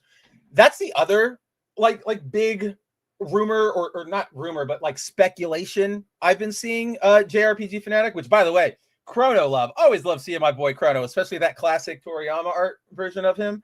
But that, see, like, I can also believe Hush, because that is kind of what I was saying, right? Like, it's still super comic book, or like, it's still comic book villainy, but it's not superpowers or aliens or ghosts, or like, it's still in the realm of believability, if you will, right? Like, more than probably any superhero movie, the Batman is one of those ones that's like, you could more easily imagine that actually happening outside, right? Even with the big, flooding of the tunnels and stuff. We've seen big terrorist attacks like that before. You can see that happening. Whereas even in something like The Dark Knight, right? Where you're like, this is super grounded. This is super realistic. Batman is still like, he's driving the tumbler over cops and nobody says anything. He still has like NSA level surveillance. And nope, he's such a good person. He's never tempted to use it ever again after that. Right? Like, that's a little fantastical. So like, Reeves grounds it a little bit, which is why I can see Hush, but I can also see now, and I'm glad you actually like reminded me of the Hush speculation, because I can see the same sort of description of Hush being applied to Phantasm, to Andrea, right? Like, old relationship of Bruce's. Hush is his friend, Andrea's a lover. They come back into his life. People start dying around him. It starts like specifically targeting Bruce, like himself. And then you realize like, oh, it's been a long boiling revenge plan. And I could see maybe it's like the speculation was only super vague and people went, oh, that has to be Hush, without thinking about Andrea, because like, who thinks about that movie aside from like me and JB every week? Nobody does. And then, pardon me. Or like, maybe they were like, oh yeah, let's do Hush. And they started like that. And they went, you know what? That's too predictable. What can we do? And they switched it up. But either way, I think you're onto something. I think it's going to be something in the veins of that. Hibiki says, I've heard the actor who played Kingpin from Daredevil Born Again that he wants to play Swamp Thing in DC. Dude, I would, I'm kind of with you, Susan. Like, I loved Swamp Thing as a kid. I still really love him now. That movie is horrible, but it's still also like cheesy, like nostalgia fun, where you're like, man, I remember you. You get him, champ. The Swamp Thing show, in case, I know almost nobody saw it because it was exclusive to the DC Infinite app. And then it got like, I think, one airing on the CW, and then it got shunted off onto HBO Max. But the Arrowverse Swamp Thing show is super good. Like, if you like Swamp Thing, you're going to be like, damn, that was a good adaptation. You will be mad when you get to the end and it's like, oh, we're done here. Wah, wah, wah. You do realize the Superman movies framed me as a mind-controlled monkey? No, it didn't, Susanu, because I'm not one of those people. There's a very clear difference between, I don't like something, I'm going to criticize it, and I'm going to explain why I have criticism, and going on the internet every day and going, you're gay, you're woke, oh, this is fucking stupid, oh, Disney did it again, right? I'm not that person. So I didn't feel a slight. I hate those people, right? The Nerdrotics of the world, the Mark Kearns, the what's his name? Endymions. No, I'm not that person. And that is who James Gunn was taking shots at. If those people feel bad and go, wow, why are you insulting me? Maybe you got to reflect on why you feel that's specifically about you, right? Like, I don't feel those attacks because I hold myself to higher standards than just shitting on people for no reason. But see, that's why I liked Superman. I liked the fact that it was comic booky, that it was very Silver Age. It embraced it instead of being ashamed of it. And that's the truth about superhero. It's the truth about anything, guys. I know Hollywood executives love to go, oh, this might be too weird or wonky or out there for normal audiences. Normal audiences, as long as you treat them with like a base level respect and explain what's happening. Guys, like, Star Wars was a phenomenon. Star Trek is a phenomenon. Marvel comics, DC comics are a phenomenon. Dune, like, people get into this shit all the time. Fantastic stuff is not hard for the human mind to understand, right? Like I've never, so like when James Gunn is like, yeah, we're gonna do the super, like we're giving them the trunks. Good, because that's, yes, like we don't need to temper that just because somebody out there might go like, I don't know. Let's see. Yeah, this is in reference to what I was saying about the shows earlier. Yeah, ESPN is copying YouTube. I wish I had the specific tweet. What the? Let me see if I can find it really quick. Or ESPN copy show.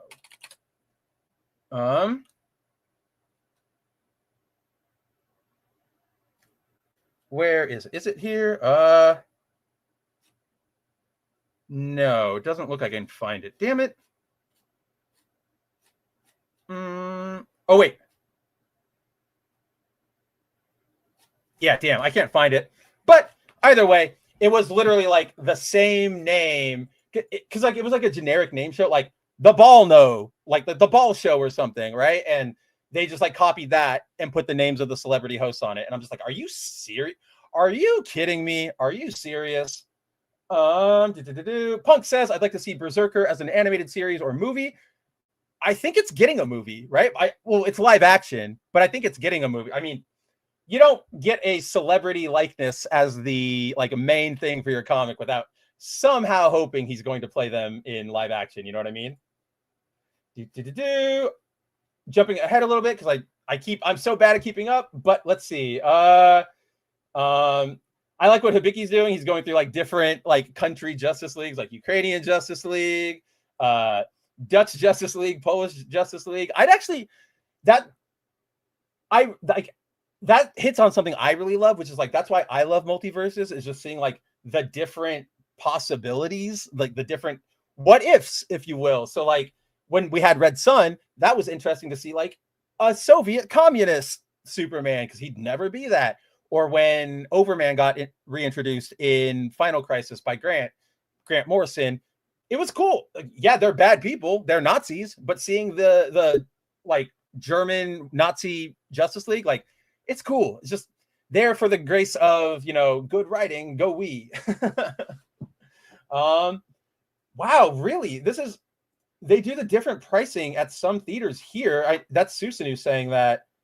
Wow, I genuinely have never seen that, unless it was for like a comfier seat, like a more cushioned seat.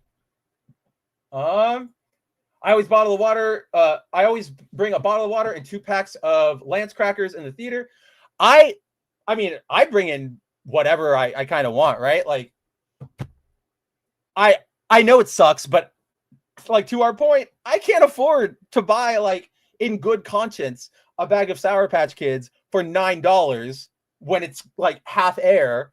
When I can go to my Winco right here, go to the bulk candy section, load it up, and get like 2 pounds, no air, for like $4. You know what I mean? Like it's so hard to. So like I get it. I am not telling you guys right now that it's on us to fight Netflix and Warner Brothers and Hollywood and deal with that by going and supporting our local theaters. No. This is not our fight. That it's unfair to put that on our shoulders. No. I would never. This is on those assholes. Like the Hollywood, not the theaters, not us. It sucks that we can't help them, sure. But what the fuck? Like, what are we supposed to do? I can't afford $50 popcorn every week, right? Like and that's if I'm pushing myself to go see a movie. Because I think it was Susan who said it a little earlier, and I passed over it, but or not passed over it, but like it got past me. Damn, what the fuck did Susan say that I wanted to like hit on? Oh, that's right. Susan, I think it was him. He asked or he didn't ask, he made this comment where he was like, though, to be honest, now that I think about it, like I haven't been to the theater a lot. Like I kind of just stopped going. I don't know why. And like, I just wanted, like, you hit that. I think that happened to like me too, right? Like I'm not necessarily anti-movie, and there has been things that I've wanted to see over the like recent years. I just haven't felt like a very strong motivation to go to the theater. I think like last year or this year, 2025, I saw maybe 3 movies in theaters, right? I saw the Hatsune Miku Colorful Stage movie earlier this year. I saw that movie Friendship with Tim Robbins and Paul Rudd, and I saw Superman. Like, and so like if there's something like I'm like I really gotta go, like I'll do it. But I also couldn't tell you like what changed in me or my life or anything that kind of left behind movie theaters. I don't know, because it's like I still have friends, I still have money, I still have interests, I still have it conveniently here. I don't know. That's something very interesting to interrogate. Definitely want to interrogate that. Let's see. Hell yeah, dude. Like that's the thing. Is like I am so of the mentality, like I think I've given this to you guys before, right? Like fat person at the gym. If somebody is trying and maybe they're not like landing on something, right away, whether that's being a critic or being a reporter or a content creator or, losing weight at the gym, as long as they like that person is still earnestly trying, they're still sticking to their gym schedule. Like, sure, they're not losing 500 pounds immediately, but they're trying. I'll give you a bunch of leeway. However, those names I listed include, and a bunch of others, they're not trying. They are part of the problem of keeping you guys angry. They want you guys to be angry so that you stay on their channel. And you don't go engage with anything else. Don't watch these movies. Don't watch their games. They're bad. Watch me, because I know what's right. And what do? They just keep shit talking. They don't know what they're talking about. They just react to things. Like, I'm sure we all saw it earlier this year. The Smash JT Colin Moriarty like debate. I was watching that the entire time, like Adam Sandler from Uncut Gems, just going like, holy shit, I'm gonna come. Because it's like, finally, Colin, even though he's got his own issues, somebody finally like called out the nonsense, right? I get that you guys are probably fans of video games. Be fans of video games. Don't be weird rage baiters. Let's see. Oh yeah, I mean, you know me, Susanu. I am not the kind of person who's just randomly going to start attacking people or just go like, I don't like you. I'm always going to be able to articulate and have a reason. I'm a very easygoing, I'm a very affable guy. I'm a wild and grassy guy, right? Yeah. In that term, like Chris Gore, he's fine to me. Like, here's the thing with Chris Gore. He has like, he was on like Tech and G4. Like, he has an established, he knows what he's doing. And like, yes, sometimes he gets a little, like he goes a little loose in like leaning into like, that's woke and like not giving actual criticism. But that's like every so often, right? And I can be like, okay, like sometimes I colloquially don't say everything that I should say or intent, like, right? Like if I'm just talking to friends. So yeah, Chris, so at worst, Chris has made me go like eye roll, right? Like for example, he's doing the Star Trek, like funeral for Star Trek tomorrow, I think. He had done a funeral for Star Wars years ago, I think like right after the Rise of Skywalker. And it was a giant, like, live stream, and everybody came and had fun. And it was cool. Like I didn't really hang out, but it was really cool. And now he's doing one tomorrow for Star Trek, but it's like, A, you already did this. B, who even cares about like, what's the last Star Trek thing to even come out? I don't know. It's weird, right? So that to me is just like okay, we got the joke. But I don't hate him. I actually I welcome him. If you want to come hang out, Chris, always the StreamYard door is open. Martin Ford would be, really cool for Swamp Thing. Man, I want them to do another Swamp Thing movie, but I want them to do it right. You know what I mean? Oh, there we go. Susanu says, however, that the variable pricing model was ended in 2023. They're not doing that here anymore. Okay, so it's done, was part of something AMC was doing. Okay, that makes sense. But that also explains why, like, I haven't seen anything like that, because that was like it's been 2 years since that happened, and I can't remember what I did yesterday. You know what I mean? Okay, that I now see what you guys are talking about. It is still completely stupid, and I'm glad they gave it up. but I see what you guys are saying now. Okay. Hibiki says, I had a movie theater in Virginia. They shut down years ago. Now it's a jump park. That seems to be the fate, right, Hibiki? It's like, if your store shuts down now and you had a significant space, so if you're like a Joann Fabrics or okay, this is going to date me, but like a Circuit City or a movie theater, you're going to become a jump park. But I also, I don't have that much familiarity with that business line. I don't clock them enough when I go out in public. I don't know if those are actually profitable. I don't know if they actually last. You know what I mean? Like, I'd be interested. Maybe it's something like you make those parks with the idea that they're almost like pop up, where you're like, okay, we're going to be here for 6 months. I know that, and then it's over. I don't know. And I'm not entirely ready to dedicate my weekend to researching jump park law. But I will invite any jump park law notes that anybody might have. Susanu with 333 in super chats. Buddy, first of all, thank you for the super chat. As always, any support you guys give us, whether it's super chats or even just watching the video, liking the video, looking at our tweet, even just staring at it, not even interacting with it, like that, getting one view on our tweets is like, it means all the world to us. So thank you, Susanu. And Susanu says, do you have a schedule up for these streams?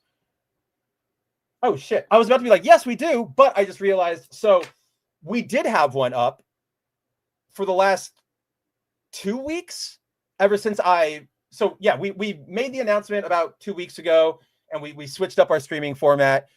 I put a pinned tweet with a trailer and our schedule on Twitter, but I unpinned it a while ago to pin other things, so that's completely gone.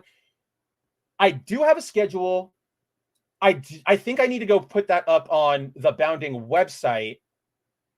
I will share the tweet here, and I'll bring it up just to give everybody a reminder, because I can find this pretty easily.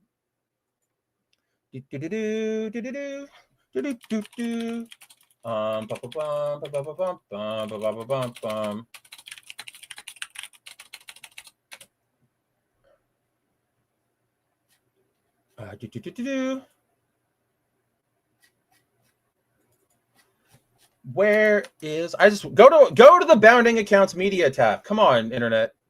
Why are you yelling at me? Perfect. All right, I'll bring this over here. I think it popped up on the stream. Yes. All right. So as you can see, we have a whole new streaming setup that we are doing at Bounding into Comics. Just in case you guys didn't know, Cider and Nerdigans and I, we and Josh and a couple of our other staff members, we were getting ready for 2026, and somebody, was like, hey, what do we think about streaming? Do we want to improve our streaming, switch it up at all? So we all sat down, we all sort of strategized, and we have our new streaming schedule, because previously, as some of you might know, we only did the 0-1 stream on Mondays, which was fun. Still loved hanging out with all of you. But we've been doing that show, or a variant, or a variation of it, for the last almost a decade, at least since I joined the site in 2018 as a beat reporter. We were still doing just a Monday night stream. So we thought, we're going to break it up, switch things up, especially, not only for us, but for you guys, because why not entertain you throughout the week instead of just one day? So as you can see, we have something to offer almost every day. Mondays at 3:30 p.m., we are replacing 0-1. That's the time slot it normally was in. It is now weekly Weeb News. It's still hosted by Nerdigans and Cider. However, it is more anime centric. It is run by Nerdigans now. She's in charge. She runs you through the week in anime news, drama, and just cool things that happen in the series and the shows and the manga. Tuesday, Wednesday, Thursday, 11 a.m. Pacific time. Just come hang out here on the Bounding into Comics channel with me, where I play video games. Nothing, no specific purpose like we have with the rest of these shows. It's just, hey, come hang out on your lunch break, shake off some of the, negative crap from at least the morning, and play a game, come watch a game that maybe you're interested in playing or whatnot, right? And at least you're getting that information from somebody who knows what he's talking about when it comes to video games, history, culture, all that stuff. And then Saturdays, as you know, because you're right here, Good Nav Ugly. It's pretty simple switch around. I will reshare this. I will post this up somewhere. I should probably post this on the YouTube channel as well. Thank you for the reminder, Susanu. Thank you for the super chat.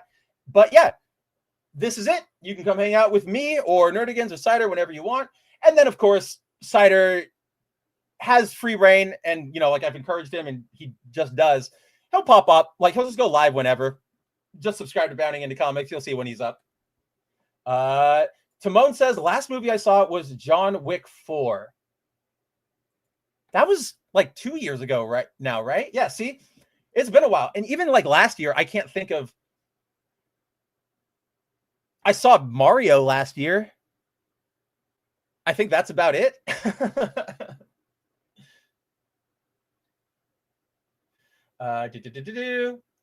Oh, dude. Hollywood, Los Angeles is dying. As somebody who lived there, like, and lived... I didn't just live in LA. I lived literally a block over from the Sony Pictures lot. Like the actual filming giant, like, citywide thing of Sony. Like, it was crazy.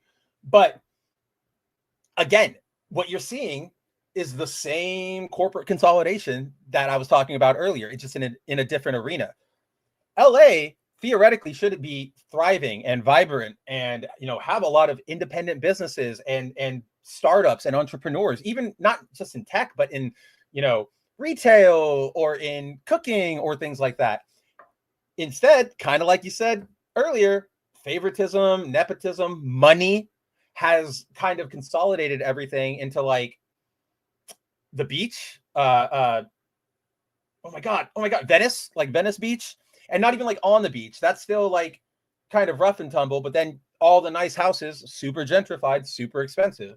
And yeah, it's just the same thing you see every time when prices go up and nobody wants to, you know, help, is that all the people who live there get shoved out. And so everything else becomes worse, except for like these 5 stores that everybody wants to shop at.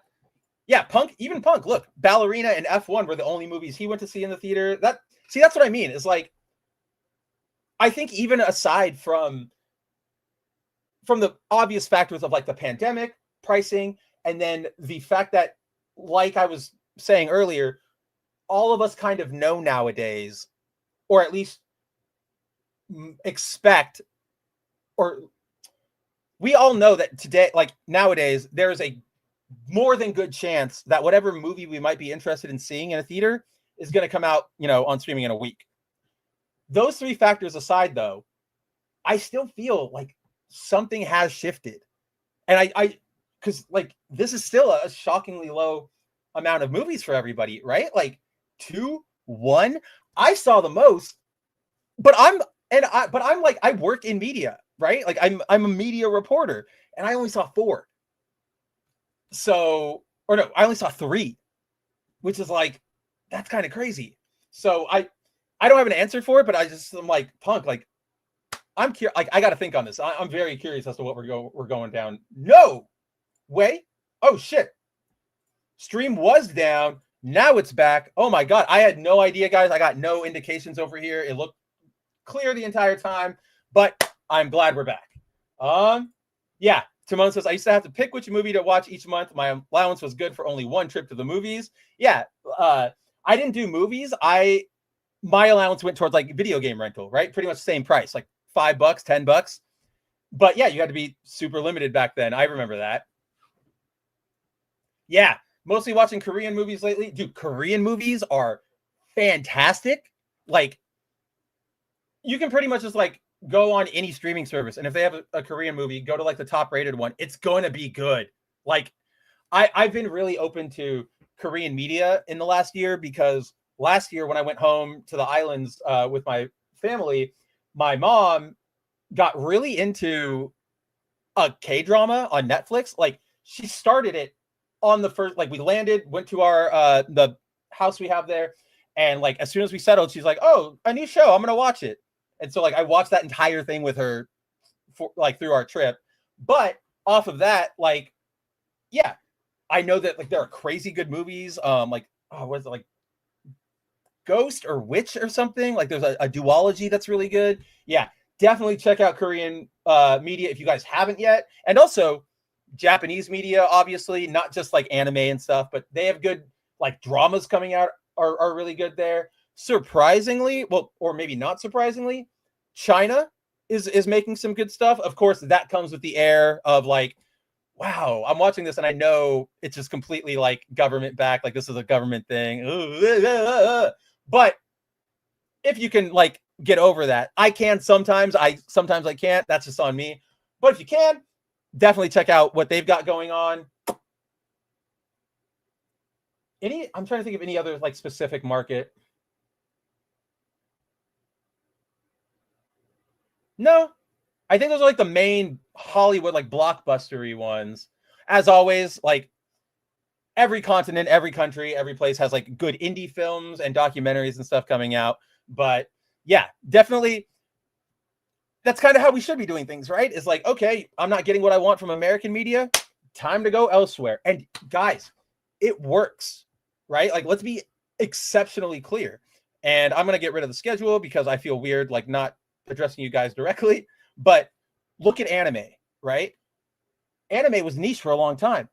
And then it blew the fuck up over the last like 10 years. And now every studio wants to get in on the anime trend. They want to start copying what they do. It's because they saw, oh shit, we're losing. Like Japan's doing this now. Right? So keep the heat on. Keep the heat on. Yeah, okay, cool. That's what I thought, Susanu. The website would be better. I'll put a post up there, definitely. I'll hit it everywhere. That's what I'll do. Did get HBO Max for $2 a month for a year on Black Friday. Don't know if they're still offering it. So did watch a lot of Western films in the last week. In terms of streaming services, I've always held HBO Max is like the best one. It's the best bang for your buck because its library is expansive with like lots of good things to watch instead of just like Netflix crap. But they also like, they try, right? Like they try with Peacemaker or Penguin. Like, yeah, HBO does good stuff. Game of Thrones and all that. Well, obviously, we all know like the first 3 seasons or whatever. But yeah, I've always been a big fan of HBO Max. That's probably going to die now. Like, that's just going to go. Right? Like, you can't. Would Netflix run 2 streaming services? I don't think so. I think it would be dumb. As much as I'm like, I don't want to get used to a new name and branding. I think in the long run, it's smarter for them to just slap them together into whatever you want. Every time I think of LA, all I can imagine is the movie Eyes Wide Shut. I mean, look, that wasn't my part of LA. I was very much on the punk music kid beach bum side, so I was in the dive bars. But I mean, come on, let's be real, guys. That like Hollywood, LA is like half of what I just said, and then maybe like 20% regular, just like suburbanite business folk, just like, living life. And then the rest are just like massive, sex pest, pedophile, occultist, like completely, like, do not even get me wrong. Might have been on YouTube. Yeah, I mean, either way, I'm only seeing it from the StreamYard end, so I don't know if it went down everywhere else, if it was a StreamYard thing. Not a big deal. I'm still back. Used to watch the old movie. Do you mean, when you say the old movie, do you mean like the Alec Baldwin Shadow, like the superhero one? Because that is a good movie. I still like that. Even Disney Korea makes great film. I didn't know there was like a separate production branch, right? I figured anything that would have come out of a like Disney Korea would have just been released by Disney. That's interesting. I got to look into that. Yeah, obviously they aren't handled the same way as they are here, so who knows? Have you watched, or do you have the app Viki? Because I watched Chinese, Korea, Taiwan, Japanese shows there. No, I am of how do you say this? I'm a member of the Straw Hats, if you will, right? One of my friends is Captain Jack. Yeah, I'm all for like more ease of access, and if it works for you and you like it, go all for it. Hell yeah, I'm glad that app exists and it's convenient. I just know on my end I'm going to be like, well, I don't want to watch it on an app. I'm pretentious. I'm a dickhead. Yep, as always, Bollywood has lots of great offerings to give. I mean, I'm kind of bummed because I thought Bollywood cinema would have more of an explosion after RRR, with how massively that took like America by storm. I don't know whether like we intentionally tried to block Indians out of the movie industry or just deals fell apart, but it's weird that we haven't gotten like another significant sort of like Indian like licensed production or whatever, you know what I mean? So, but still, definitely good movies. Wouldn't Romanian Justice League just be a bunch of like, that's like all vampires, right? Like that's exactly what that is. Oh, that's right. Yeah, HBO Max also has AEW pay-per-views, right? And they actually work there. Every time I've heard somebody try to watch a Netflix pay-per-view for WWE, it like never pops immediately. Like it stutters at the beginning. They have to log in, log out. Like it's really bad. So like, yeah, of all right there though, right? Like you got AEW, you've got like your Adult Swim, you've got your like movies. Like it, if I had to pick one, right? If I had to put the jersey on for one team, it's definitely going to HBO Max. I don't think HBO's contracts run up until 2029. See, and that's where like we could both like speculate and like counter speculate all day because we don't know the exacts of it. Because like, yeah, you're right. Like assuming and like just working off of Susanoo being right, or into some degree, right? The contract thing.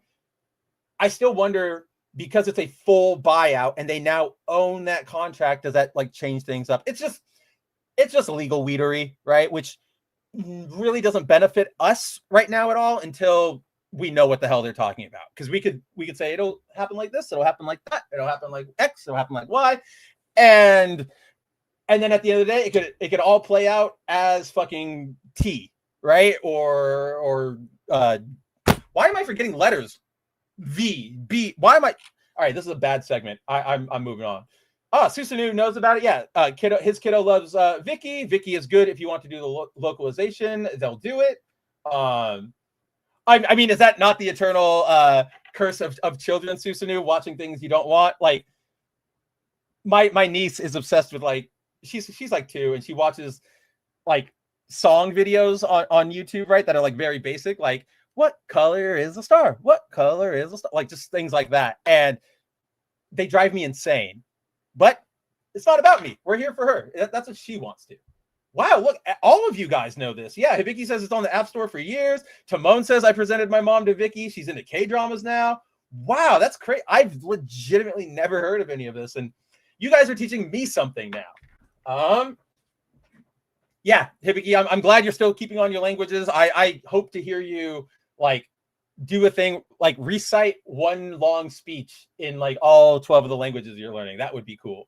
Oh, do they now? ESPN carries the main WWE main roster now, or yeah, pay-per-views now. Okay, yeah, I don't know that much about wrestling. It's just not an area I know. I was into it in the 90s during the Attitude Era, as most kids were, but I don't know. I got nothing against it. I don't know. I got nothing against it. I'd watch it for sure, but I don't know. I got nothing against it. So I'm glad I have you guys there to keep me, to correct me, to keep me honest, and to let me know what is actually up. And then let's see. Where are we? Okay, we're at 2:45. I think we'll wrap with this just because JRP Fanatic brought it up. With us getting a new Toku universe, I hope we get a Jukyu B-Fighter reboot.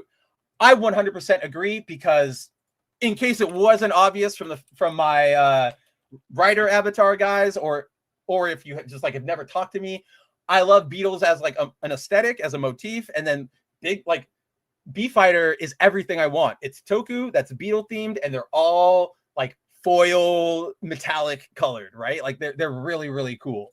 But before we get out of here today, I guess we'll just this is more of just like an update to keep everybody, appraised, and it's just something I like and care about, so I'm going to be talking about it. But as Fanatic brought up, let's go to the right window. Oh, no, it was there. Okay, we're all set up now. Wow, that is like blasting me red. Sorry about that, guys. But we did, as we talked about last week, Super Sentai is ending with the conclusion of Gyozuger in just a couple weeks. After that, Toei will be taking all of their like tokusatsu stuff and making sort of a MCU banner called Project R.E.D, which will have, you know, Space Sheriff Gavin, Super Sentai. No word on Kamen Rider yet. They're saying that's their main competition, which I get, but it's also like, but that's also a Toei Toku thing, and you guys hang out with Sentai all the time. So no idea how that, like, what they're doing there. But following that announcement, we are finally getting you know, our first previews, our first trailers. It's not a lot so far. As you can see, it's very much just like preview teaser graphic. But throughout this, you can see we're getting, like, especially there, right? The first entry in this Project R.E.D line, their Iron Man, if you will, is going to be Super Sheriff, Space Sheriff Gavin Infinity. And it looks like they are both bringing, like they're going to be revamping all of the Space Sheriffs. But then I'm also wondering, for my Toku watchers out there, like, this guy, like, they bear the blue and gold one, and I don't know if that's actually supposed to be what's their names, but like the blue one here specifically, does that not look like Don Momotaro from Dawn Brothers, Sentai Avataro Dawn Brothers? Like, and that makes me wonder, is this what we're doing? Is this how we're going to link it in? Like, they're going to promote him, and he's, I have no idea, but I just saw that shot. Cider shared it to me yesterday, and I was like, I recognize you. Oh yeah, definitely that too. Definitely that. I can see that. But yeah, that is what we've got for Project R.E.D so far. They're also very much reusing props, and like, okay, this sword is, I'm pretty sure, the same sword from Dawn Brothers, like his main sword. And I've seen people online going like, oh, this is lazy. Well, they don't care. Blah, blah, blah. They're reusing props. And I'm like, that is Toku. Like I appreciate it more that they're reusing props than if they went to go make something new. You know what I mean? Yeah. Thank you, Timon. Okay. I knew I had the names, but they were like flipping around in my head and I couldn't like land the right colors like on the spot. Shader is blue. Gavin is silver. Sherivan is red. That's right. No gold one. Yeah. That's what I was trying to get at. There's no gold one. So like, I don't know if that's supposed to be gold or silver, because apparently the red one here, Timon, like the main, I guess we can call it, he is Project R.E.D. There's like a standing shot of him. Oh, that's the gold one. Well, he's like there in a music video. What the hell is that shot? That's a bad, weird shot. But okay, so that right there, that red one, that's not Sherivan. That's Gavin. Like Toei came out and said, this is our Gavin. Like, this is Space Sheriff Gavin and I'm like, oh.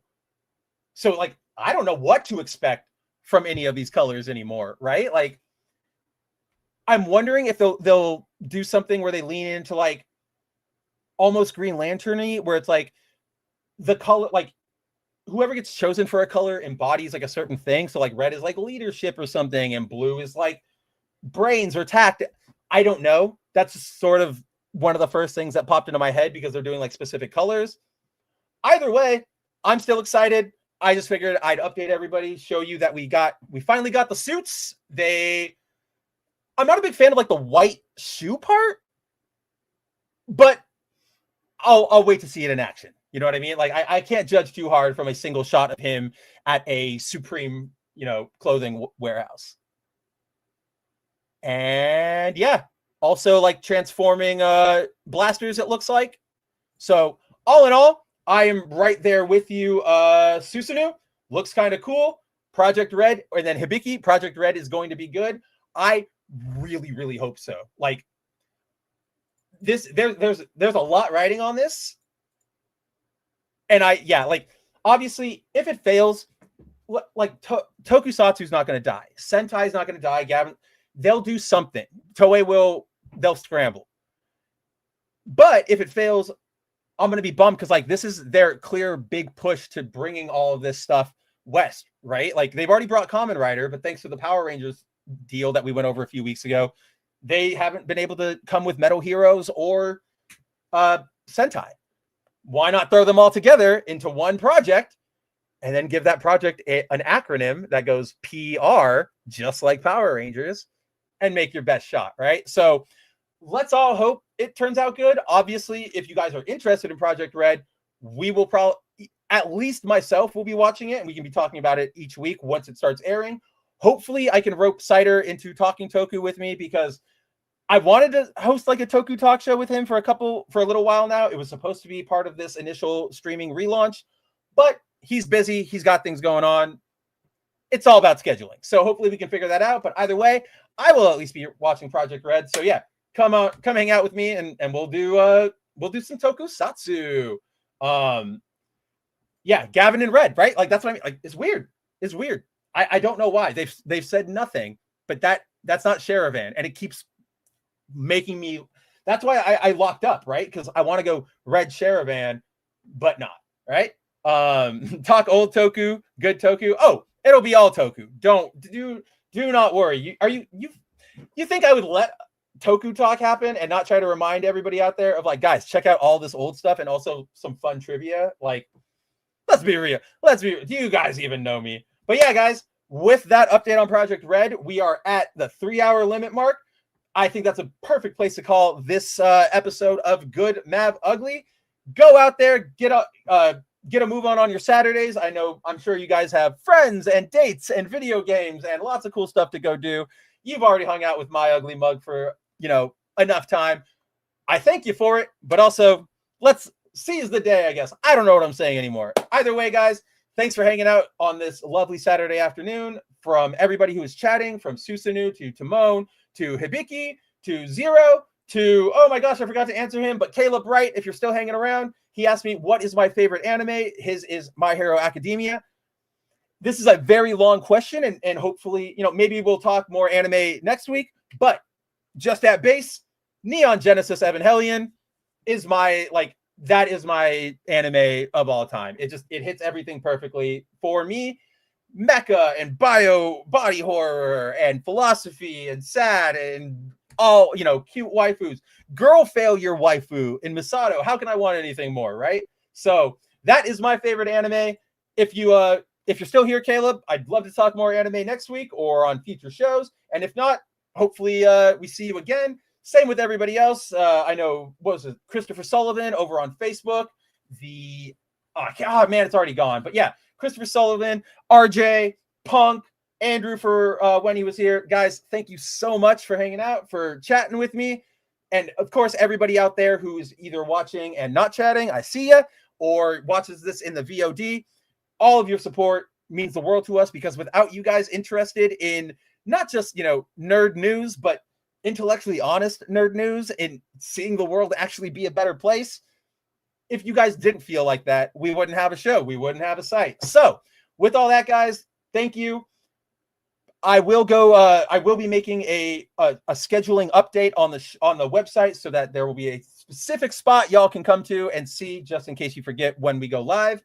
And then, yeah, Monday, weekly Weeb News with Nerdigans. Tuesday, Wednesday, Thursday, come hang out with me to play video games. I'm not sure what we're playing next week. We just wrapped up Marvel Cosmic Invasion, so completely up in the air, question marks. If you got a suggestion, let me know. I'm genuinely, I got no plans for next week. I don't even have anything like, maybe this will be fun. Like, I'm at a blank. But then again, after that, Saturday, come back here for same Mav time, same Mav channel for another episode of Good Mav Ugly, where, as always, I'm here to hang out with you, talk about what's on your mind, and remind you that the world sucks, but it's still worth waking up in the morning. So with that spiel all done, we'll play my outro, if you will. Don't worry, guys. Hopefully I'll have that all, nice and pristine next week. But until then, I'll talk to you all soon. And yeah, take it easy, everybody. As the creator of Mara Jade, Wait! I am not the creator of Mara Jade, and I want you to get out of this office right now. I'm sorry, Zan. No way. You brought No way. You brought it on yourself. I don't want you here. I'm so Out. sorry, George. I didn't think it would go like this. Out. Ted, I got your voucher. Out!